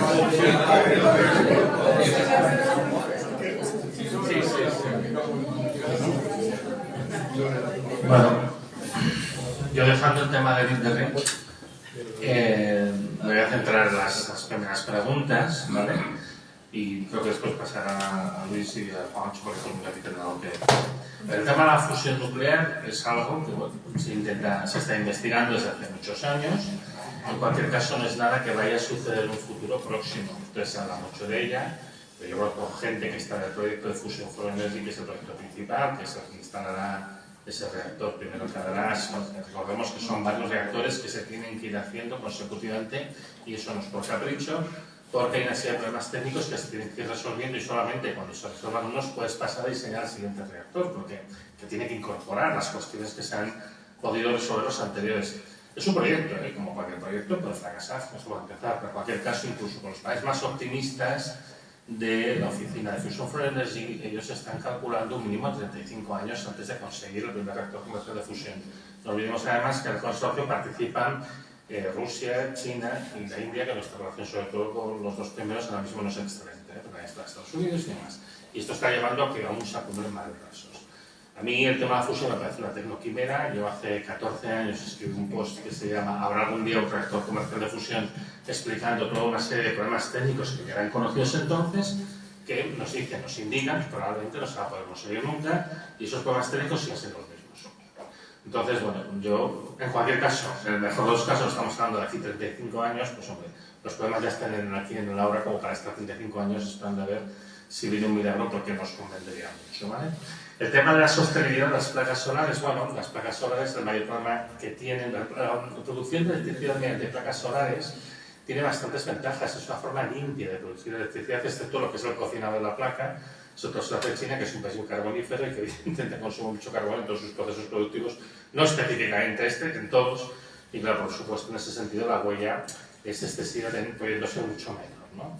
Pero en cualquier caso, el problema que ahora nos planteamos con las placas solares o con las placas fotovoltaicas, quiero decir, es el tema de que dependen de materiales que son muy escasos y particularmente tenemos un problema crítico con la plata. La plata es fundamental para los colectores de las placas y la plata es un material que está en un proceso de agotamiento terminal en el planeta. Eso es una cosa desconocida. O sea, la plata es posiblemente de todos los metales que utilizamos, el que está en un estado teórico, por cierto, es necesario los microchips, la plata. Entonces, la sostenibilidad ya para empezar empieza por aquí, es decir, no vamos a poder hacer placas a este volumen. Es verdad que podemos hacer placas fotovoltaicas sin plata, pero entonces su eficiencia bajaría bastante, ¿no? Aquí hay muchas cuestiones abiertas, pero en cualquier caso, como hemos dicho antes, y siempre pasa cuando damos a transición, muchas veces el problema está en la escala. En la escala, ¿qué escala lo que es hacer? Es que hacerlo en una escala que sea adecuada. Y de nuevo, responderse siempre esa pregunta, ¿cómo hay que repetirse de manera insistente? ¿Para qué? ¿Esto vamos a hacer para qué? Hay aplicaciones en que las placas fotovoltaicas pueden ser muy útiles, muy lógicas y muy necesarias. Y posiblemente muchas en las que no. ¿Se puede aprovechar la energía renovable de manera no eléctrica? Por supuesto. Y aquí, precisamente, el señor Luis González Reyes con otros autores han trabajado en eso, las tecnologías más humildes, que son seguramente lo que puedo explicar con más detalle. En lo que se busca es hacer una utilización de la energía renovable y los recursos renovables de una manera que, bueno, pues sería diferente a la actual, no con la idea de que sustituya todo lo actual, sino que lo complemente y que dé más alternativas, que justamente además, como por casualidad, este tipo de tecnologías suelen ser emancipadoras, te suelen dar la oportunidad de vivir independiente de una serie de mecanismos de mercado que no es escrito por nosotros, como es el que lo ha trabajado, pues mejor se lo paso una palabra a él y que lo acabe de explicar. Bueno, antes de entrar en eso, simplemente compartir un chiste que tenía. Yo estudié químicas. y teníamos al lado la Facultad de Física. Podéis imaginar que lo estudié ya hace unos cuantos años. Y bromeábamos, había un chiste allí en químicas, que existía una nueva constante cosmológica y era el tiempo que faltaba para que hubiese un reactor de fusión nuclear comercial, y que siempre faltaban 30 años. Entonces, independientemente de que cuando preguntases esto, siempre faltaban 30 años, 35 en este caso, ¿no? Es un chiste, pero que en realidad pues parece como una especie de sino, ¿no? Al que nos hemos visto como abocados y abocadas a esto. Pero fuera de eso, ¿no? Claro, cuando pensamos en la energía y cuando pensamos en las renovables, pensamos en electricidad, pero electricidad da cuenta de un cuarto, un quinto del consumo, dependiendo de los países, ¿no? Y es muy difícil subir ese porcentaje porque hay un montón de elementos que son de actividades económicas difícilmente electrificables. Así que en realidad una de las claves de la transición energética tiene que ver no tanto de cómo producimos electricidad de manera con fuentes renovables, sino cómo producimos todo lo demás con fuentes renovables, o más bien cómo reorganizamos nuestro sistema de producción y consumo para que esto pueda ser con fuentes renovables. Y con fuentes renovables que sean de verdad renovables. Porque nos hacemos una pequeña trampa semántica cuando denominamos pues, a un gran molino eólico renovable o un campo, ¿no? Pues, con placas solares renovables. No estoy diciendo que sea lo mismo que las fósiles, no las pongo al mismo nivel, pero desde luego no son renovables, porque están construidas con materiales y están construidas con energía que no es renovable y que ahora mismo no sabemos hacerlo de otra manera distinta. Y esto no es un problema menor en un mundo en el que se nos agotan esos recursos y en los que de alguna manera pues necesitamos repensar nuestras técnicas, y de ahí viene un poco la idea, esas técnicas humildes que sean técnicas que estén fabricadas con materiales y con energías realmente renovables, que nos permitan pues hacer funciones que no son solamente las que tenemos electrificadas, sino las que no las tenemos, y que en realidad, para que vamos a engañarnos, es pensar en otra organización distinta de la sociedad, porque no podemos entender pues, nuestra sociedad sin el tipo de tecnologías que tenemos en la actualidad, y transformar las tecnologías es también transformar los órdenes sociales. No son dos cosas desligadas, y por eso los desafíos que tenemos por delante van más allá de poner en marcha una serie de medidas concretas, sino que son un cambio civilizatorio, y esto es lo que es difícil, y esto es lo que es realmente complicado. ¿Cómo hacer todo esto deseable? Pues yo obviamente no tengo la fórmula, porque si tuviese la fórmula pues ya estaríamos en otra situación totalmente distinta. Pero por lo menos un par de ideas. La primera idea, muchas veces como que se plantea esto de que el decrecimiento tiene que ver con los límites, con cortar el rollo, ¿no? Bueno, pero es que nuestra sociedad está llena de límites sociales. No salimos ahí fuera y hacemos lo que nos da la gana. No cogemos y matamos a alguien, no. Nuestra sociedad, el vivir en sociedad, es asumir que hay límites a nuestra acción individual que nos permiten, si lo hacemos bien, potenciar nuestra acción colectiva y pensar de otra forma. Así que lo primero, y la primera idea es, lo que necesitamos cambiar son nuestros límites. Hay cosas que ahora mismo nos permitimos que en realidad no es un acto de libertad, es un acto de poder ejercer nuestros privilegios. Yo vivo en Madrid, vengo del mundo de Ayuso, ¿no? Y cuando ella habla de que Madrid es la ciudad de la libertad, no, es la ciudad de que quienes tienen privilegios puedan ejercer sus privilegios, que eso no es libertad. Eso es opresión para las mayorías, ¿no?, que sufren estas historias, ¿no? Entonces, la primera idea es que necesitamos reconceptualizar y plantear que los límites no son malos, son necesarios, y que tenemos que tener límites que nos permitan vivir con dignidad a todas las personas. Y esto creo que es una parte del discurso que necesitamos articular. La segunda parte es que en realidad esta historia de cortarrollos tampoco tiene mucho que ver, porque hay elementos de la propuesta decrecentista que justo están enganchando con deseos vitales fundamentales de la sociedad. Si tú sales ahí fuera y le preguntas a la gente, oye, si tú mañana te pudieses jubilar, ¿te jubilarías? Pues la gente dice, sí, me jubilaría sin lugar a la duda, dejaría mi trabajo, es una mierda absoluta, ¿no? Que querría tener más tiempo libre, ¿no?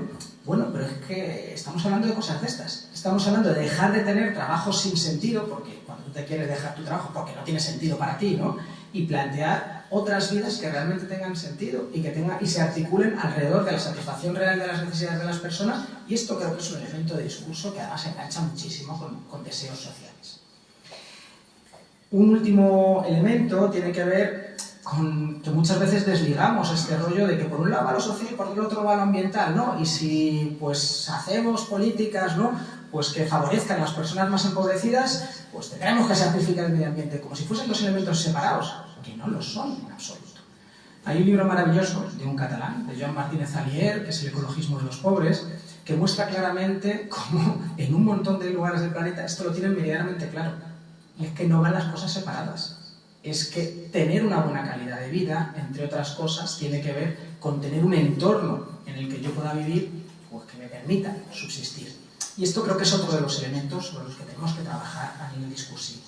Y todo esto, pues, acompañado de decir, mira, si tú quieres vivir bien, búscate las castañas, pero búscate las castañas con otra gente y búscate las castañas sin depender de los empresarios que te vayan a contratar, sino siendo capaz de construir esa parte de autonomía. Yo creo que eso es fundamental, y esto tiene que ver con que efectivamente a los ricos hay que acabarles, y esto no va a ser sin lucha social, y esto, bueno, pues es un proceso de disputa. La pobreza y la riqueza son dos elementos íntimamente ligados.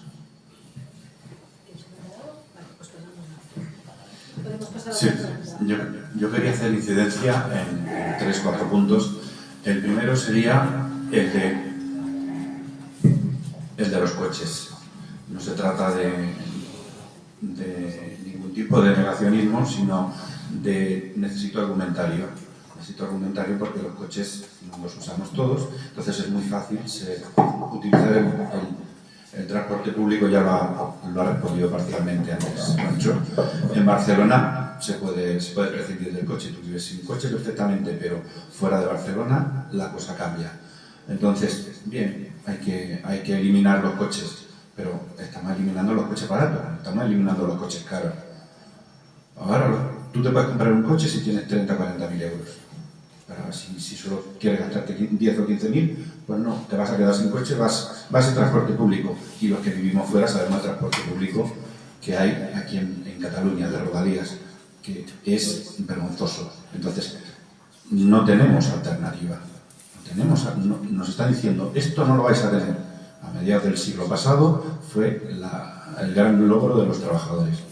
Un vehículo propio, que podías ir de vacaciones, que podías salir de fin de semana, que podías cambiar de trabajo e ir a trabajar con tu vehículo propio. Ahora, bueno, pues no nos dan alternativa viable a las clases trabajadoras. A los que tienen dinero, sí, aquí incluso a los superdeportivos no va a haber problema en que sigan circulando, pero los coches baratos no. Ni te permiten arreglar un coche antiguo actualizándolo con tecnología nueva. No se puede, eso no se puede hacer. Lo tienes que comprar nuevo. Eso es la primera parte. La segunda, no sé si hablando de decrecimiento, yo tengo un lavavajillas que me lo tengo que cambiar ya, tiene 35 años.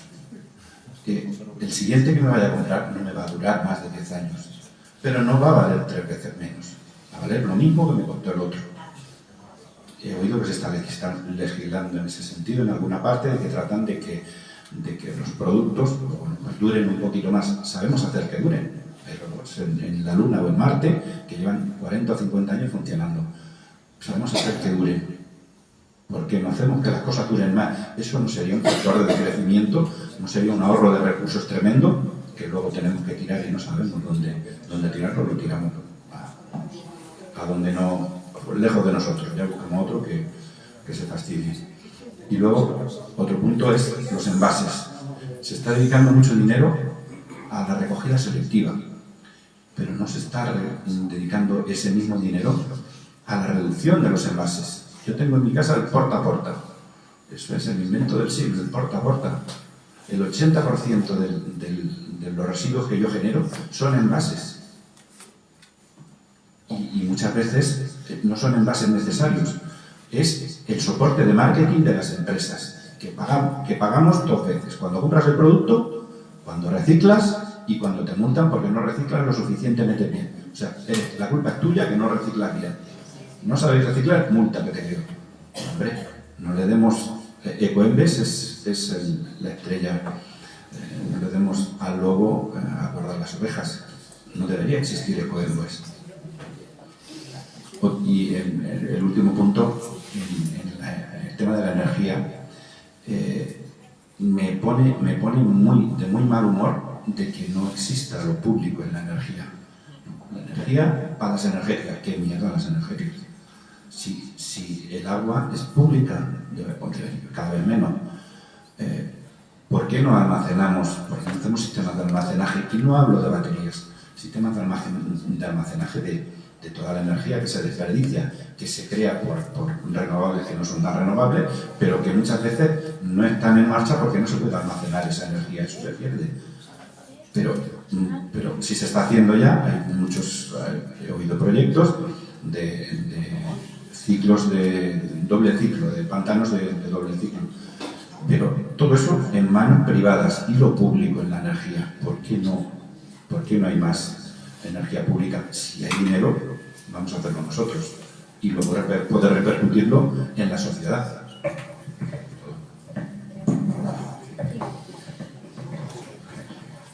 Bueno, de atrás adelante. Precisamente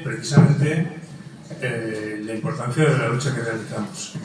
Nosotros y nosotras desde Unidas Podemos planteamos en el Congreso la pasada legislatura la necesidad de una empresa pública de energía. Además planteábamos la propuesta que tenía que ver con que era una propuesta bastante suave, digamos, que tenía que ver con las hidroeléctricas que fueran venciendo su concesión, que pasaran a manos públicas. Nadie votó a favor. Nos quedamos solos. Lo digo por la importancia de la acción política y por poner en valor lo que hacemos. El tema de los plásticos, el de los envases, lo conozco. Desde los años 90, cuando yo estaba en Greenpeace, se planteó en la Unión Europea una directiva de envases y embalajes que tenía en principio como objetivo, cuando se planteó, la reducción de los envases y embalajes. La acción de los lobbies de la industria convirtió esa directiva en pues lo que hoy tenemos, que ha sido que se han multiplicado los envases, que se ha formado el lobby de Ecoembes, que es precisamente son los campeones en culpabilizar al ciudadano. Tú eres culpable cuando ellos se están forrando con el dinero porque cobran por cada envase que se pone en el mercado. Ecoembes cobra y cobra en teoría para que esos envases se reciclen, y es mentira. No se reciclan. Ecoembes es una estafa y lo llevamos denunciando mucho tiempo y metimos también con nuestra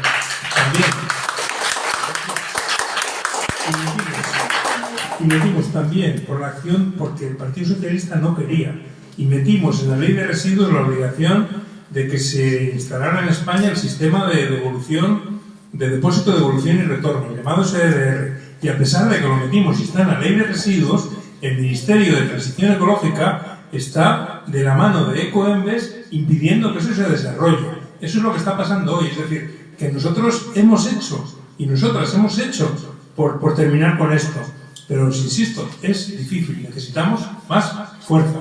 ¿Qué otro tema has planteado? Bueno, el tema del coche. Yo te digo lo mismo, es decir, y lo he contestado antes, es decir, la capacidad nuestra como ciudadano y como ciudadana de hacer frente a todo esto es la que es.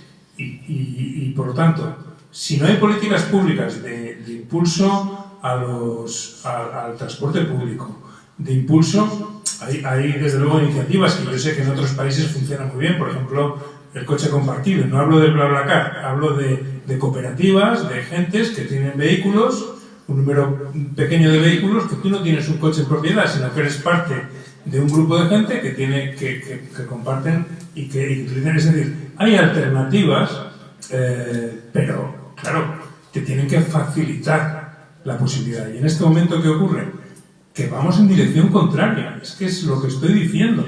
Vamos en dirección contraria. Las empresas cada vez tienen más poder y el ciudadano cada vez tiene menos poder. Y el Estado que nos representa, y no solamente, y frente a esto, lo que nos encontramos son precisamente con el discurso de el Estado me ataca, el Estado me machaca. Y entonces, en vez de fortalecernos a través de las instituciones públicas que nos tienen que representar, las políticas que tienen éxito son las que dicen, es que los inmigrantes se comen a los gatos, vamos contra los inmigrantes. Esta es la mierda contra la que tenemos que combatir. Y tenemos que combatir, levantarnos y combatir, porque lo que están haciendo es una estafa, en general, es una estafa.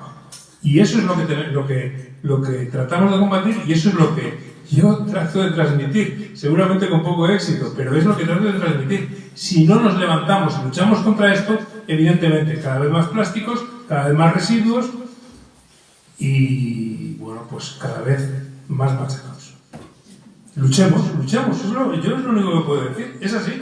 Lo que tú dices, tal cual, luchemos. Hemos luchado, en algunas cosas hemos conseguido, en muchas nos han tumbado. Sigamos luchando. Sí. Yo quería entrar en algunas cuestiones más técnicas. Yo estoy de acuerdo con todo lo que ha dicho Juancho. Las cuestiones, a ver, el tema de los coches. Yo dudo que se pueda considerar que el coche sea un logro de los trabajadores. Quiero decir, el coche es la peor asignación de recursos, yo creo, de la historia. Yo creo que este cargo está formado de una movilidad diferente y también un modo de urbanismo diferente que hubiera evitado una dispersión sin necesidad. Pero hay incluso población que son dispersos por sí. Mi suegro es un payés que vive en una masía. Esto ya es disperso per se, entonces necesitas un sistema de movilidad. Por desgracia, ahora mismo estamos entrando en una espiral degenerativa porque el capitalismo también hace esas cosas. Quiero decir, en un momento dado no encuentra alternativas y lo que hace es que va a una aptosis, un proceso de autoconsumpción, porque está encontrando que no hay salida, ¿no? Habréis oído el anuncio de Volkswagen de que va a cerrar 2 fábricas en Alemania y en general, ya sabéis, que las compañías europeas han paralizado todos los planes de implantación del coche eléctrico porque no son capaces de hacerlo viable económicamente. El CEO de Ford anunció hace poco, ¿sí? Que se tienen que ir porque se les va el tren. Un segundo porque se despiden y seguimos, ¿vale? Y seguimos con... Bueno, pues nada, siento tener que irme, esperemos que el tren funcione, no estamos seguros.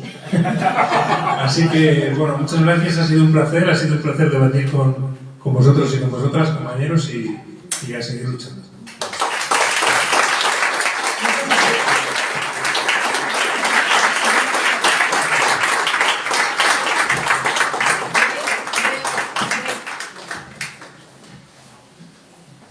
Yo sigo el rollo de ella, El CEO de Ford dijo hace poco que un problema que ellos tienen es que no son capaces de hacer un coche eléctrico por menos de 25.000 euros. Además, en ese sentido también la normativa europea que se está aplicando para forzar justamente un descenso de las emisiones está llevando a que los coches se encarecen per se, ¿no? Y además, el año que viene, el 25, entra una nueva fase de esta normativa que todavía nos va a encarecer más, ¿no? Entonces, estamos teniendo un modelo en el que ahora coches, pensemos que las compañías automovilísticas europeas se están refugiando en este momento los motores de combustión cuando hace 10 años que no los desarrollan. Y estamos usando diseños de 15 años, pues lo que están apostando porque no saben por dónde tirar. Y tampoco nos van a inundar los coches chinos porque inmediatamente pues son peores. Y aquí también se refleja luego pues, el problema de escasez de materiales y demás. ¿Qué tenemos que tender? A modelos diferentes, y esto también lo contado un poco Juancho, pues servicios de movilidad, que también hay directivas europeas en ese sentido, y modelos de car sharing, carpooling, y buscar alternativas. Pero esto es un problema muy complejo, que seguramente tendría que ser organizado desde una instancia pública. No se está haciendo, se está dejando a las fuerzas del mercado, y esto va a llevar a una situación muy complicada y muy angustiosa, porque estamos sufriendo un proceso de descochización, que seguramente nunca tenemos que haber llegado aquí, pero que el problema que tenemos ahora mismo es que quitarlo de golpe, pues tampoco es la solución. Sobre la obsolescencia programada, hay legislación de la Unión Europea que se está intentando implantar para favorecerlo. Yo creo que la mejor manera de combatir la obsolescencia programada, lo que decía de la lavadora, es un ejemplo que yo pongo siempre también con una lavadora. No sé, que estamos todos obsesionados con lavar la ropa. Yo en mi casa pongo demasiado. Pero es un ejemplo que yo pongo como modelos diferentes de consumo desincentivan la obsolescencia programada, ¿no? Y es, tú actualmente compras una lavadora, la ley establece que tienes 3 años de garantía, con lo cual el fabricante tiene todo el incentivo para que a los 3 años y un día, como si fuera una condena, la lavadora se rota para que tengas que comprar otra. ¿Por qué? Porque fabrica lavadoras y vive de eso. Tú imagínate un modelo de consumo que ya se ha probado en algunos casos y funciona, en el que tú en vez de comprar la lavadora la alquilas. Entonces vas pagando una cuota al mes al fabricante por tener la lavadora. Eso sí, el día que se te estropee, porque el día que esté estropeada él te tiene que pagar a ti una indemnización. Entonces ya verás tú como el fabricante te va a hacer una lavadora robusta en la que las piezas son fácilmente intercambiables, fácil de reparar, etcétera, etcétera, todo muy reutilizable. Estás poniendo el incentivo en un punto diferente. Entonces aquí también, y esto lo ha comentado antes Luis, es que siempre está subyacente, es que el modelo de consumo, el modelo social, el modelo económico en última instancia, porque esto es un modelo económico estacionario, no es un modelo en crecimiento. Entonces al final es el que acaba influyendo en este tipo de cosas, pero sabemos hacerlo y lo podemos hacer, porque estamos poniendo el centro en satisfacer las necesidades. También te digo, pensando en el tema de la lavadora, por ejemplo, no es necesario que haya una lavadora en cada casa. Puede haber lavadoras por bloques de pisos y cosas así, y bueno, como es muchas otras cosas. En contestación ya a la última pregunta que planteaba, yo estoy de acuerdo que hay que hacer una energética pública. Yo de hecho lo que haría sería nacionalizar todas las fuentes despachables y yo dejaría las intermitentes a la iniciativa privada, que es tan fácil, es tan sencillo también de encontrar soluciones a esos problemas de gestión que son jodidos. Pero bueno, ya que ya tiene tanta iniciativa. Pero respecto a la cuestión del almacenamiento, el problema del almacenamiento, a ver, hay que entender una cosa, la electricidad, porque usted está pensando en el caso de la electricidad. La electricidad, por definición, es movimiento. Es básicamente un flujo eléctrico, un flujo de un campo eléctrico y demás. Entonces, es muy difícil meter en una caja algo que se mueve. Este es el problema principal. La densidad de almacenamiento siempre es muy baja, por el medio que sea, incluso con centrales reversibles. El problema son los requerimientos materiales. Cuando uno empieza a echar 4 números, se da cuenta que para almacenar lo que se tendría que almacenar justamente, por ejemplo, para compensar la intermitencia, las rodas y demás, te salen unos volúmenes absolutamente inasumibles, tanto de agua embalsada como de baterías y demás. Entonces, hay proyectos, pero al final son anecdóticos. Y en el caso, por ejemplo, de las centrales reversibles, es muy curioso, en el año 2022 los precios fueron tan caros de la electricidad, a veces el máximo lo marcaban las centrales reversibles, porque tiene una eficiencia bastante baja, alrededor del 40%. Entonces, esto al final lo que dices es, no se almacena porque técnicamente es muy difícil, se va a almacenar una cantidad, pero si quieres almacenar lo que se quería, es imposible. Bueno, pues yo voy a hacer un breve apunte solo con el tema de los coches, porque el coche no es cualquier cosa. El coche probablemente es la tecnología de destrucción masiva más bestia, ¿no?, que ha inventado la humanidad, o sea que no es cualquier cosa desde ahí. Y el coche es un elemento, desde mi punto de vista, absolutamente imprescindible para que existan las ciudades. No va a haber grandes urbanizaciones como Barcelona, Madrid, no te quiero decir ya pues Calcuta o demás, si no tienen coches, por más que tengan un buen transporte público. Así que resolver el tema del coche es tremendamente complicado y le podemos añadir más, y es que claramente está atravesado de todo el tema de las desigualdades. Y lo vimos con los chalecos amarillos en Francia, pero lo vimos también en Bolivia y en distintos lugares del planeta cuando ha habido restricciones al uso del coche, pues vía precios. Así que en realidad resolver el tema del coche tiene que ver con el transporte público, que duda cabe, pero tiene que ver con muchas más cosas más allá de eso. Tiene que ver con que no vamos a tener materiales, lo decía antes Antonio, pues para mantener el parque automovilístico absolutamente sobredimensionado que tenemos, y esto nos coloca en otra perspectiva. Tiene que ver con que necesitamos relocalizar nuestras vidas, porque si necesitamos utilizar menos coches, necesitaremos vivir más en cercanía. Y esto es un cambio que no es menor. No es menor desde el punto de vista de cómo articulamos nuestras ciudades, que están pensadas de manera que hay aquí un lugar donde duermes, aquí otro lugar donde trabajas, aquí otro lugar donde pasas tu ocio, y colocar todo esto junto es pensar en otra cosa diferente, totalmente distinta, y articular otra cosa distinta. Y como la cosa va de localizar, pues una de las cosas primeras que tendremos que localizar es nuestro consumo alimentario. Y esto nos lleva a pensar no en ciudades, sino en pueblos, no en espacios urbanizados, sino en espacios ruralizados. Y esto es otro cambio de primer orden dentro de toda esta historia. Y nuevamente, perdonad que se ha machado con este tema, esto tiene que ver también con la construcción de autonomía.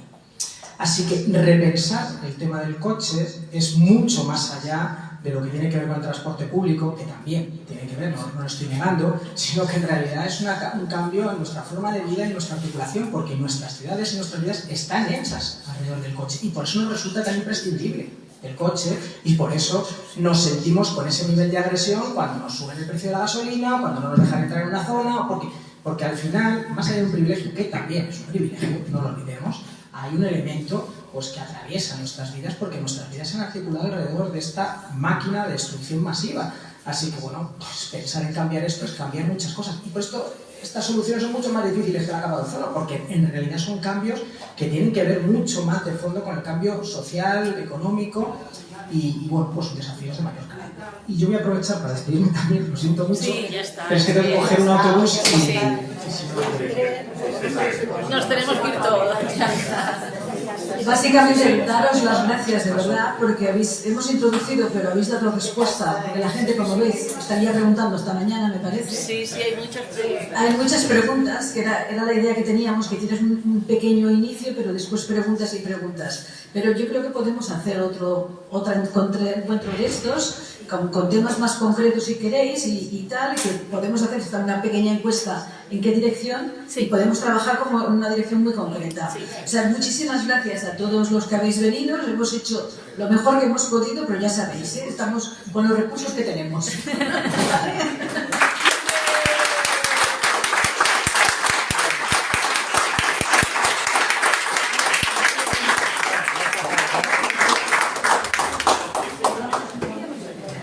está perfecto.